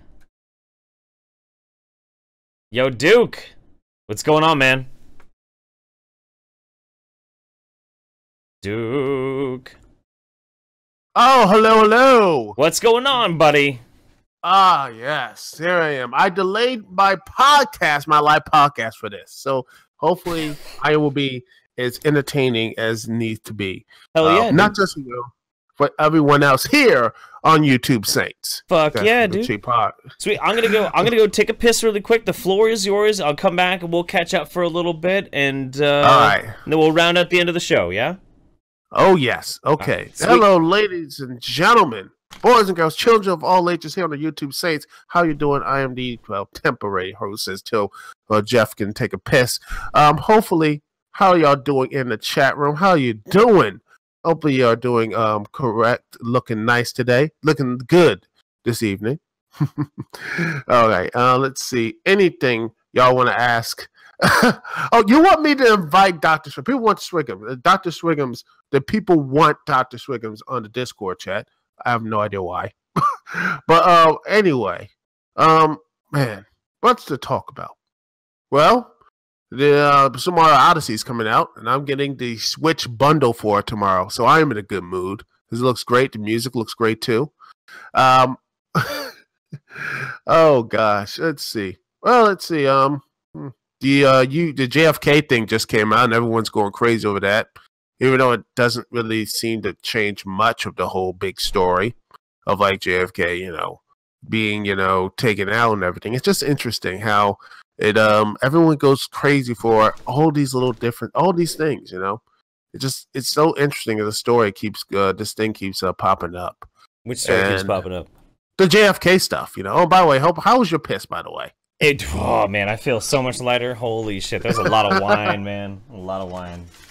Well, that will do it to you. But anyway, man, the JFK files with Trump released, and now it's saying it's not released. It's all just weird stuff. Oh yeah, that's right. Yeah, he was saying that he was going to release all of the pertinent files about the JFK investigation. Did they release anything at all? Yeah, they released like the last 11 pages, and he has to redact some of the stuff. CIA is like they're rushing to redact some things and everything because all the stuff. Even though it took 25 years before they could have got this done, but yeah, I'm betting it. Well, they've had so many other things to do. So isn't there? There's like some standard by which the government, the United States government, is supposed to release all secret files after a certain amount of time. But I think it's like 45 years or something, isn't it? Oh yeah. There's like this whole. I think there's some stuff like Martin Luther King as well. There's files that are still there. It takes a while because people with names, numbers. They don't want to get their people out there. And okay, there's some stuff out there until it's all situated and everything. I'm like, fine. But if this was the date, you had to make sure everything, the dots, the I's dotted and everything else, instead of just like, oh crap, we gotta wait to the last minute. Right. Yeah, you had like 25 years. That's more than enough time to actually get everything done. But so nothing spicy's come out of it yet. So I'm looking up, and it's not 20 on Twitter, so that's one big thing. Because Lord knows, because everyone's just talking about Scandal because Lord knows that show. Oh well, Scandal sells, man. That's what it's all about. It's sexy. People are all about it. Oh yeah, I haven't watched one episode. I don't care for it. Especially, what the one thing I don't care for Scandal. It's just the same type of stuff. Like, okay, one black woman falls in love with the president, this type, the other, and dad's evil. I'm like, okay, fine. All right. Well, hey, let's let's roll and let's do a two for you and me and somebody else. We'll roll out this episode with just a good conversation, really quick. Oh yes, yeah. I'm glad you're on too, because I remember the last time that we got a chance to hang out. It was a good fucking conversation. You got great fucking podcast stream presence and shit. So I was like, dude, yeah, no, let's get Duke in. Let's get. Oh yeah, I mean, I've been doing the podcasting since like 2012, actually. So I know at least something, and I try to do, make it at least somewhat engaging. That's what I'm trying to do. Absolutely. Make it at least somewhat engaging and try to make it seem fun. Because with my live podcast, and I will, if you don't mind, I'll put the link in the YouTube thing. It'll be up, hopefully. Yeah. It'll be up soon. So there it is, right there in the Twitch, by the way. I will be talking, well, mostly pro wrestling and such, about the entire stuff that's going on backstage at WWE. People walking out and leaving. Some people are leaving. Some people are staying. No one knows what's going on. And also Jeff Jarrett, that saga of him that ended up that he had to go to rehab, actually. No shit. Well, here, let's keep going with this. Let's bring in Brand of Crazy. He's going to be talking with us. But I want to know about this because my what's up, Brand of Crazy? The main reason I want to talk about this is because I grew up with pro wrestling, and I was all about the pro wrestling in like the 80s and the early 90s, and then I came back during the Attitude Era. But these days, it's hard for me to get into wrestling. What about you, Brand of Crazy? Are you into wrestling these days? Not so much. Well, as someone who still watches it, who watched in the 80s and 90s and kept going, is I bet the reason why is that there's nothing matters and there's no substantial, there's no gain. It feels like, man, nothing really matters because at the end of the day, it will always be overturned or it's not really doing anything. They handicap people. The only shows you ever really get just having the season finale, which funny enough, I didn't get to watch it because of Verizon and El Rey are having beef, is Lucha Underground. And everything. Lucha Underground, yeah. Oh, that show is amazing. It's on Netflix. Go check it out. It's great. It's fucking great. Oh yeah. Oh, hey, there we go. Everything matters on that show. But hey, what's up, Brand of Crazy? How you doing, buddy? Yeah, I'm all right. How are you? I'm doing good. Me and Duke just rounding out this show a little bit. So you're not a current wrestling fan. Were you a wrestling fan when you were growing up? Yeah, I watched it a little bit back when it was like the Hacksaw Jim Duggan kind of days. Oh, Hacksaw Jim Duggan! Way back when. Yeah, dude. Oh my gosh. Yeah. I think he's still wrestling, believe it or not. No fucking way. I think he's taking some bookings and such because I think he's still doing it on some indie circuits. You gotta look that up because there's some of the old wrestlers. Heck, I think Jerry Lawler is still wrestling even after his heart attack. Yeah, I know Jerry's still into it. Dude, Hacksaw Jim Duggan was such an interesting character because, like, even if you don't like wrestling, a lot of people like don't keep up with wrestling, don't really pay attention to wrestling, but wrestling, especially if you watch like the old documentaries of it, wrestling is kind of indicative of the zeitgeist of the periods of America. And Hacksaw Jim Duggan was like the first super patriotic American wrestler. Even before Hulk Hogan became like Mr. America, But Hacksaw Jim Duggan was like, I am the all-American wrestler, and I'm a fucking dumbass redneck.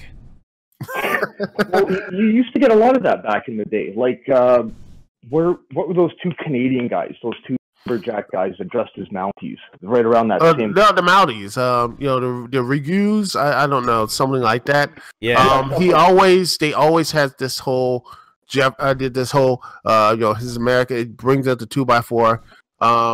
Honestly, I knew him basically mostly in WCW.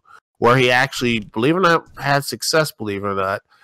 He was not only television champion, but also the United States heavyweight champion. One time. Yeah. But, yeah, he did have some success. I believe it. In WCW. But, I actually had to get to this point where, sadly, they'll bring the show down a bit. Jeff Jarrett getting into rehab. Sure. And honestly, oh boy, it's a bit of a doozy. First off, it comes out with Impact Wrestling, the company that he actually founded, called the TNA. Yes, I know, it's a stupid name. Back in 2002, they had a really good run till like around 2008, I believe. Not probably like a good long run, and then next thing you know, he left around 2014 actually. He left in 2014, and next thing you know, he came back to Global Force Wrestling.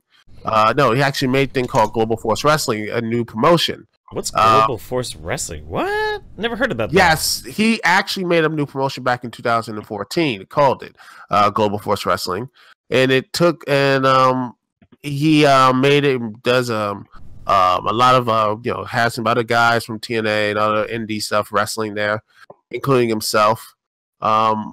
Also, he went to he returned to TNA in 2015. Then they had a main feud with GFW versus TNA. Then they came back to Impact Wrestling this year. That's crazy. Under ownership of Anthem Sports Entertainment over in Canada, and they were going to be they were doing all the good stuff. And then last month, September 5th, he was taking a indefinite leave of absence with GFW. Right. And then this past week, he basically Impact Wrestling was announced the termination of a relationship between Jarrett and his company, Global Force Wrestling. You just say they just cut it. Yeah. And yet, I don't know what's going to happen because, funny enough, they had Impact Wrestling has to do this still pay-per-view events. They actually have like GFW Amped, this anthology of like all this TV tape shows of GFW wrestling. Took place 3 years ago, and you had talent there who honestly are like in WE. There's some in TNA, some in the Indies. In fact, one clip is somewhere out there if I can find it, and I'll show it to you. Is that you have Bobby Roode show up in this, and they actually said, "quote Oh, this Bobby Roode, he's been in TNA, NXT as the Glorious One, but now he's in Global Force Wrestling." I'm like, wait. It's like 3 years ago, and they're dubbing this audio right now. I'm like, dude, and I'm not lying. Just look this stuff up. So the thing that drives me crazy about wrestling is the things that I loved about wrestling back in the day, we just don't do anymore. You know, so I don't know if you guys remember this, but there was a certain point in time during the 90s where there was a wrestler, and his whole shtick was he was the IRS. Oh yes, the gimmick of wrestlers having other secondary jobs. Right, he was the IRS. You had a fucking big boss man. He was a cop. You had like all these different, rogue elements here and there, and we just don't do anything like that. There's nothing that's topical that like ties people in. I mean, who isn't going to boo the IRS? It's an easy one to be like, yeah, fuck that guy. Are some people would do it because honestly, some days they would. It's because the wrestling fans are crazy like that. But nowadays. why don't we have the Antifa wrestler? Why don't we have the gender non-conforming wrestler? Why don't we have? Well, we do have something like that, and he's basically Prince. But let me try to find this dude's name. Don't say Goldust because Goldust has been doing no. This the Velveteen Dream. That's what it is. What's his name? Velveteen Dream. That's his name, and yeah, it's. Yes, that's true. That's his name, and he's been let's see if I can find this. Let's see. Oh, my sweet lord, is that for real? I am not making any of that up, ladies and gentlemen. Look at this. There it is. Oh, I got pictures of him up. Wow. Yes. He's got a dude. He's got a body, man. It looks like he's got the charisma and shit, but like. Yeah, he's trying to be Prince, but yet WCW did it first. Look up the artist, Prince, formerly known as Prince Ikea. Oh my god! Oh, it's so good! Oh man, that's amazing. Like, if you could picture Milo Yiannopoulos' boyfriend, that's kind of where I go with that. Yep. Yeah, absolutely. No, he looks like he's got great presence though. He's definitely got the body for it. I mean, I thank God we have a flamboyant wrestler. We need more flamboyant wrestlers. This dude's great. Yeah, it looks. Yeah, he does, and he's feuding with this emo trying to be a. He's emo. No, not really. He's feuding with somewhat Satanist dude, and it's just odd. Most of wrestling is pretty odd these days. That's for sure. Yeah, and we just lost the plot with Jarrett, but back to him. If we go right back to him, he got fired from Impact Wrestling. He went to Canadian shows, got a little tipsy, a little drunk, and then he was doing in wrestling and stuff while he was in a ring, supposedly. And they just had the indie show just said we're done with you. We can't do this anymore. And then it just been reported actually a couple of hours ago. In fact, it's today that he just checked himself into rehab. And funny enough, I think the WWE is actually paying for it. Which is they do that with their former employees. Which they do, and like you know, they put a lot of stress on their performers. They really do.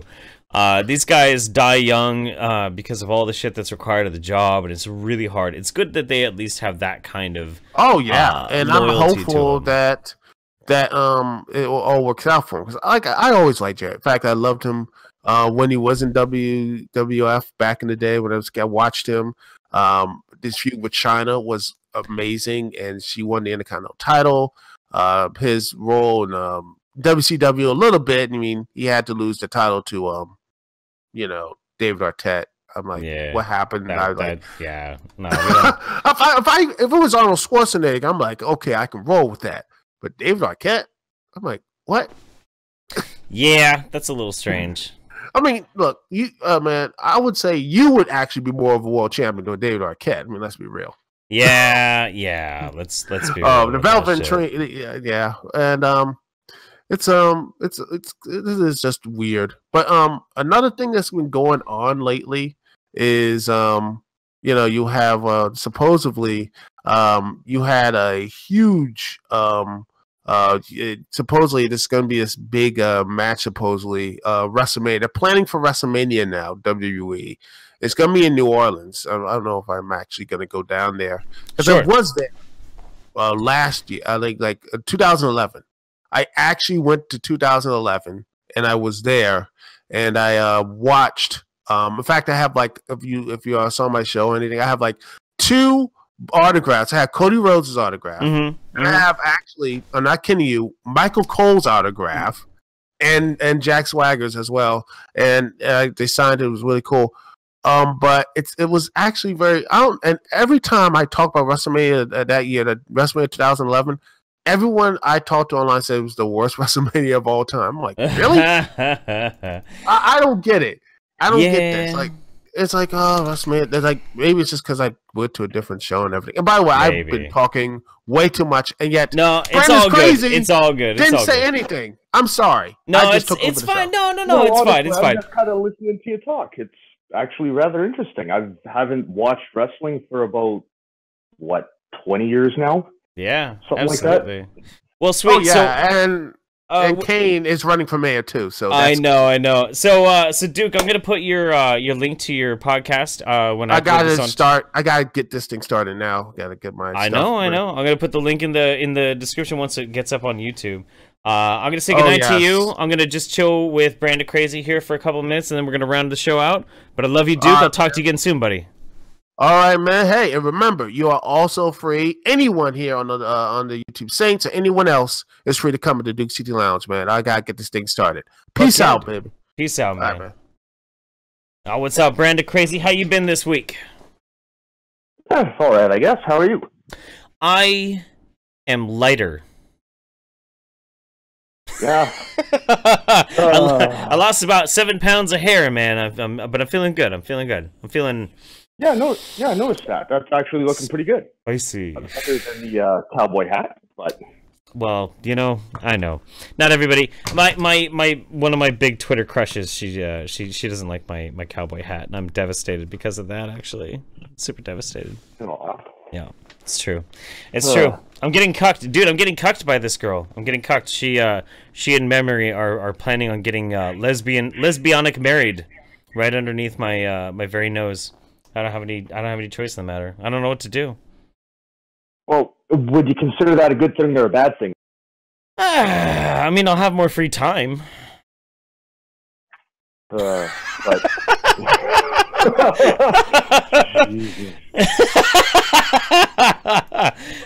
Mems is gonna fucking beat my ass when I go inside to go and fucking hang out with her. Like, would you stop fucking talking about that? That's not very funny, Jeff. Yeah, no, for sure. Well, you're my last guest of the night. Anything you want to talk about, or anything you wanna bring up? You want to shill, anything like that? The floor is yours, baby. Well, actually, do you mind if I pick your brain for a bit? Please do. How do you get yourself talking in front of a mic? I've been trying to start up a channel for a while now, and believe it or not, it was actually Nick that kind of got me into this. Sure. Well, Nick's a good gateway drug to it for sure. So, but every time I get in front of a mic, I just get brain lock, like you wouldn't believe. Like it's the most horrible thing. Okay, no, that's good. That's a good question. Okay, so before I started doing YouTube, I've always been pretty good in like crowds, but that's because I was always drinking or high on something, so I could kind of like bring out my extrovert. But when I was sober, I always felt very very closed off. And as much as I drink during the Saint streams, when I'm recording my videos or when I'm there are actually quite a few streams that I will do that are not Saint streams where I am stone sober and it looks like I'm drinking, but I'm actually drinking something that is non-alcoholic because I'm forcing myself to get more accustomed to it. But I was very introverted.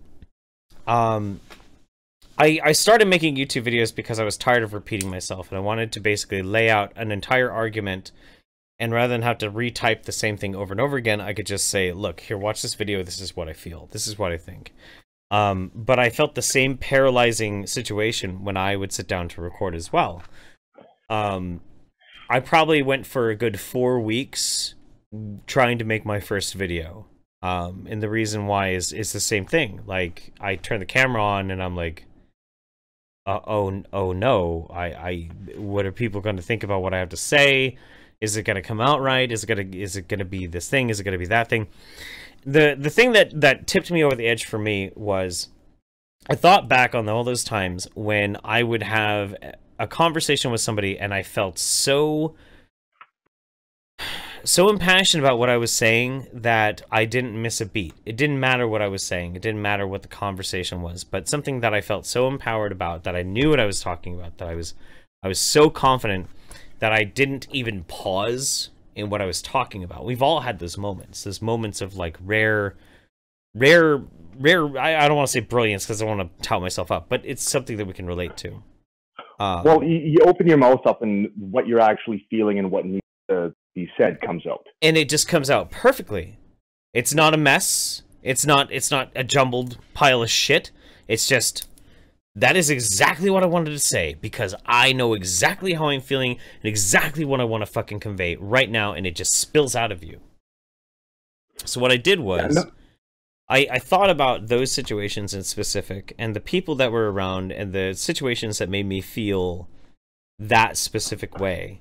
And it took a few tries. It took quite a few tries for me to really capture the feeling of that. But once I did, I managed to just spout it out. Now the thing is, and this is probably the most important thing, and this is the most important advice I can give to anybody who wants to do YouTube.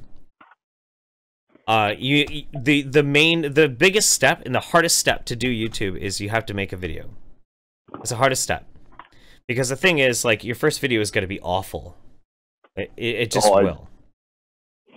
Yeah, no, I tried that, and oh my god, is it the most horrible thing I've ever seen. I know. But the thing is, like, too, you can't just record it and then not post it. You have to post it. You have to. Otherwise, otherwise it doesn't work. You have to post it because then you have to, like, prove to yourself that you can do better by posting one that's better. then posting another one that's better. Well, one of those things, like, you know, sorry to kind of throw this on a big serious note right at the end of your stream, but I've been giving a lot of thought to what I've been hearing with pretty well everybody over the past few years. And you know what? I figure I'm actually going to try and do something about this. And I'm going to, well, like, I'm from Canada, and I'm going to run for Parliament in the 2023 election. Sweet. Yeah, absolutely.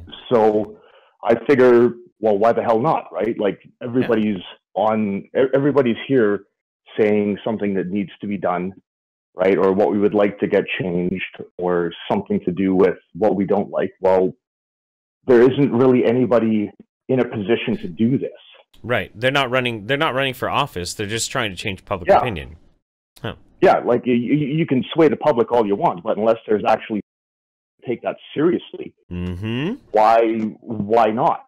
We need people who legitimately will push forward and take those ideas and put them to the test in the actual public arena. We need those types of things. Well, yeah, like that was that whole, like, what you were trying to do with that Kekistan thing, right? Of, you know, you need to now, since it's in the public light, it would be a great idea to, you know, start moving with that now that the normies are all starting to take notice, right? Absolutely. It's something really good to rally behind. Right? I agree. That's something that I've thought about a lot too. I unfortunately myself would not survive in a political landscape. I have way too many controversies in my past. Like, it just wouldn't work. Well, why couldn't you? Like, think about that for a minute, though. Like, Donald Trump is running a whole freaking country right now with all of the controversies he's gone. Donald Trump is a fucking virgin compared to me. You know, I mean, no, I hear you, and I suppose I probably, maybe in a couple more years, maybe that might be something that I look into myself as well. Maybe. Well, that's the thing, though, right? Like, you and I are about the same age, right? You know, mid-30s, whatever. Mid-30s, 35, yeah. Yeah, no, so am I. Okay. But by the time the next election rolls around, you'll be, right? Good, you know, trustworthy, lived life, done your thing, right? It's true. It's true. Why not put yourself into that? Right? Like, if freaking Milo can be a major political voice, why couldn't Jeff? That's a good point. That is a good point. I don't know. Maybe that might be something I have to think about. But hang on. But before I really start thinking about that too much, but this is about you. Like, you're thinking about getting into it. Is that the thing that's keeping you that's making you pause before you want to jump into YouTube, or is it because you want what you produce on YouTube, because you're going to be attached to politics, to be the highest produced quality you can? Yeah, not so much. It's basically, you know, normal working class guy off the street, right? Something everybody can relate to. Sure. Right? Because I don't know how much you've been paying attention to Canadian politics right now, but it's a bit. You can't describe it. You can't describe it without using the word cluster. It's horrible. Yeah. Yeah. Oh yeah. Oh yeah. So, you know, and people are generally getting sick of it. Like with, you know, M103, C16, all that. Like, it's bad. It's rough. It's getting pretty rough. I agree. And I feel like there's probably a lot of disaffected Canadians that just don't feel like they're being very well represented. I mean, we like for America, that's how we always feel, no matter what. But with Canada, I always kind of feel like there's not that much of an excuse for Canada, because Canada has not been an immeasurable cesspit of shit like my country has been for the past few decades. So I imagine it's probably quite a culture shock for you guys as compared to us. We're used to it being awful all the time. Well, but what I've been noticing is we've been importing problems from everywhere else, like stuff that I thought, you know, even 5 years ago is starting to show up, right? Like, I look at any of my news feeds. Oh, Trump supporters this, Trump supporters that. It's like, well, we live in Canada. This doesn't matter here. It's yeah, but everybody's talking about it. Yeah. The whole world's talking about it. Yeah, but we're breaking in somebody else's problems. I know. I'm sorry about that. I apologize on behalf of America. But no, you know, my best suggestion to you, my friend, is honestly find the thing that's going to be the hook that will allow you to find your exposition. And using YouTube is great practice. Because I have found I could not speak in public before I started YouTube. I've paralyzed the fucking fear. Paralyzed the fear. But the longer I've done YouTube and the more I've found that emotional space that I put myself into before I do a show, before I record a video, before I do this, before I do that, you very slowly work yourself into it.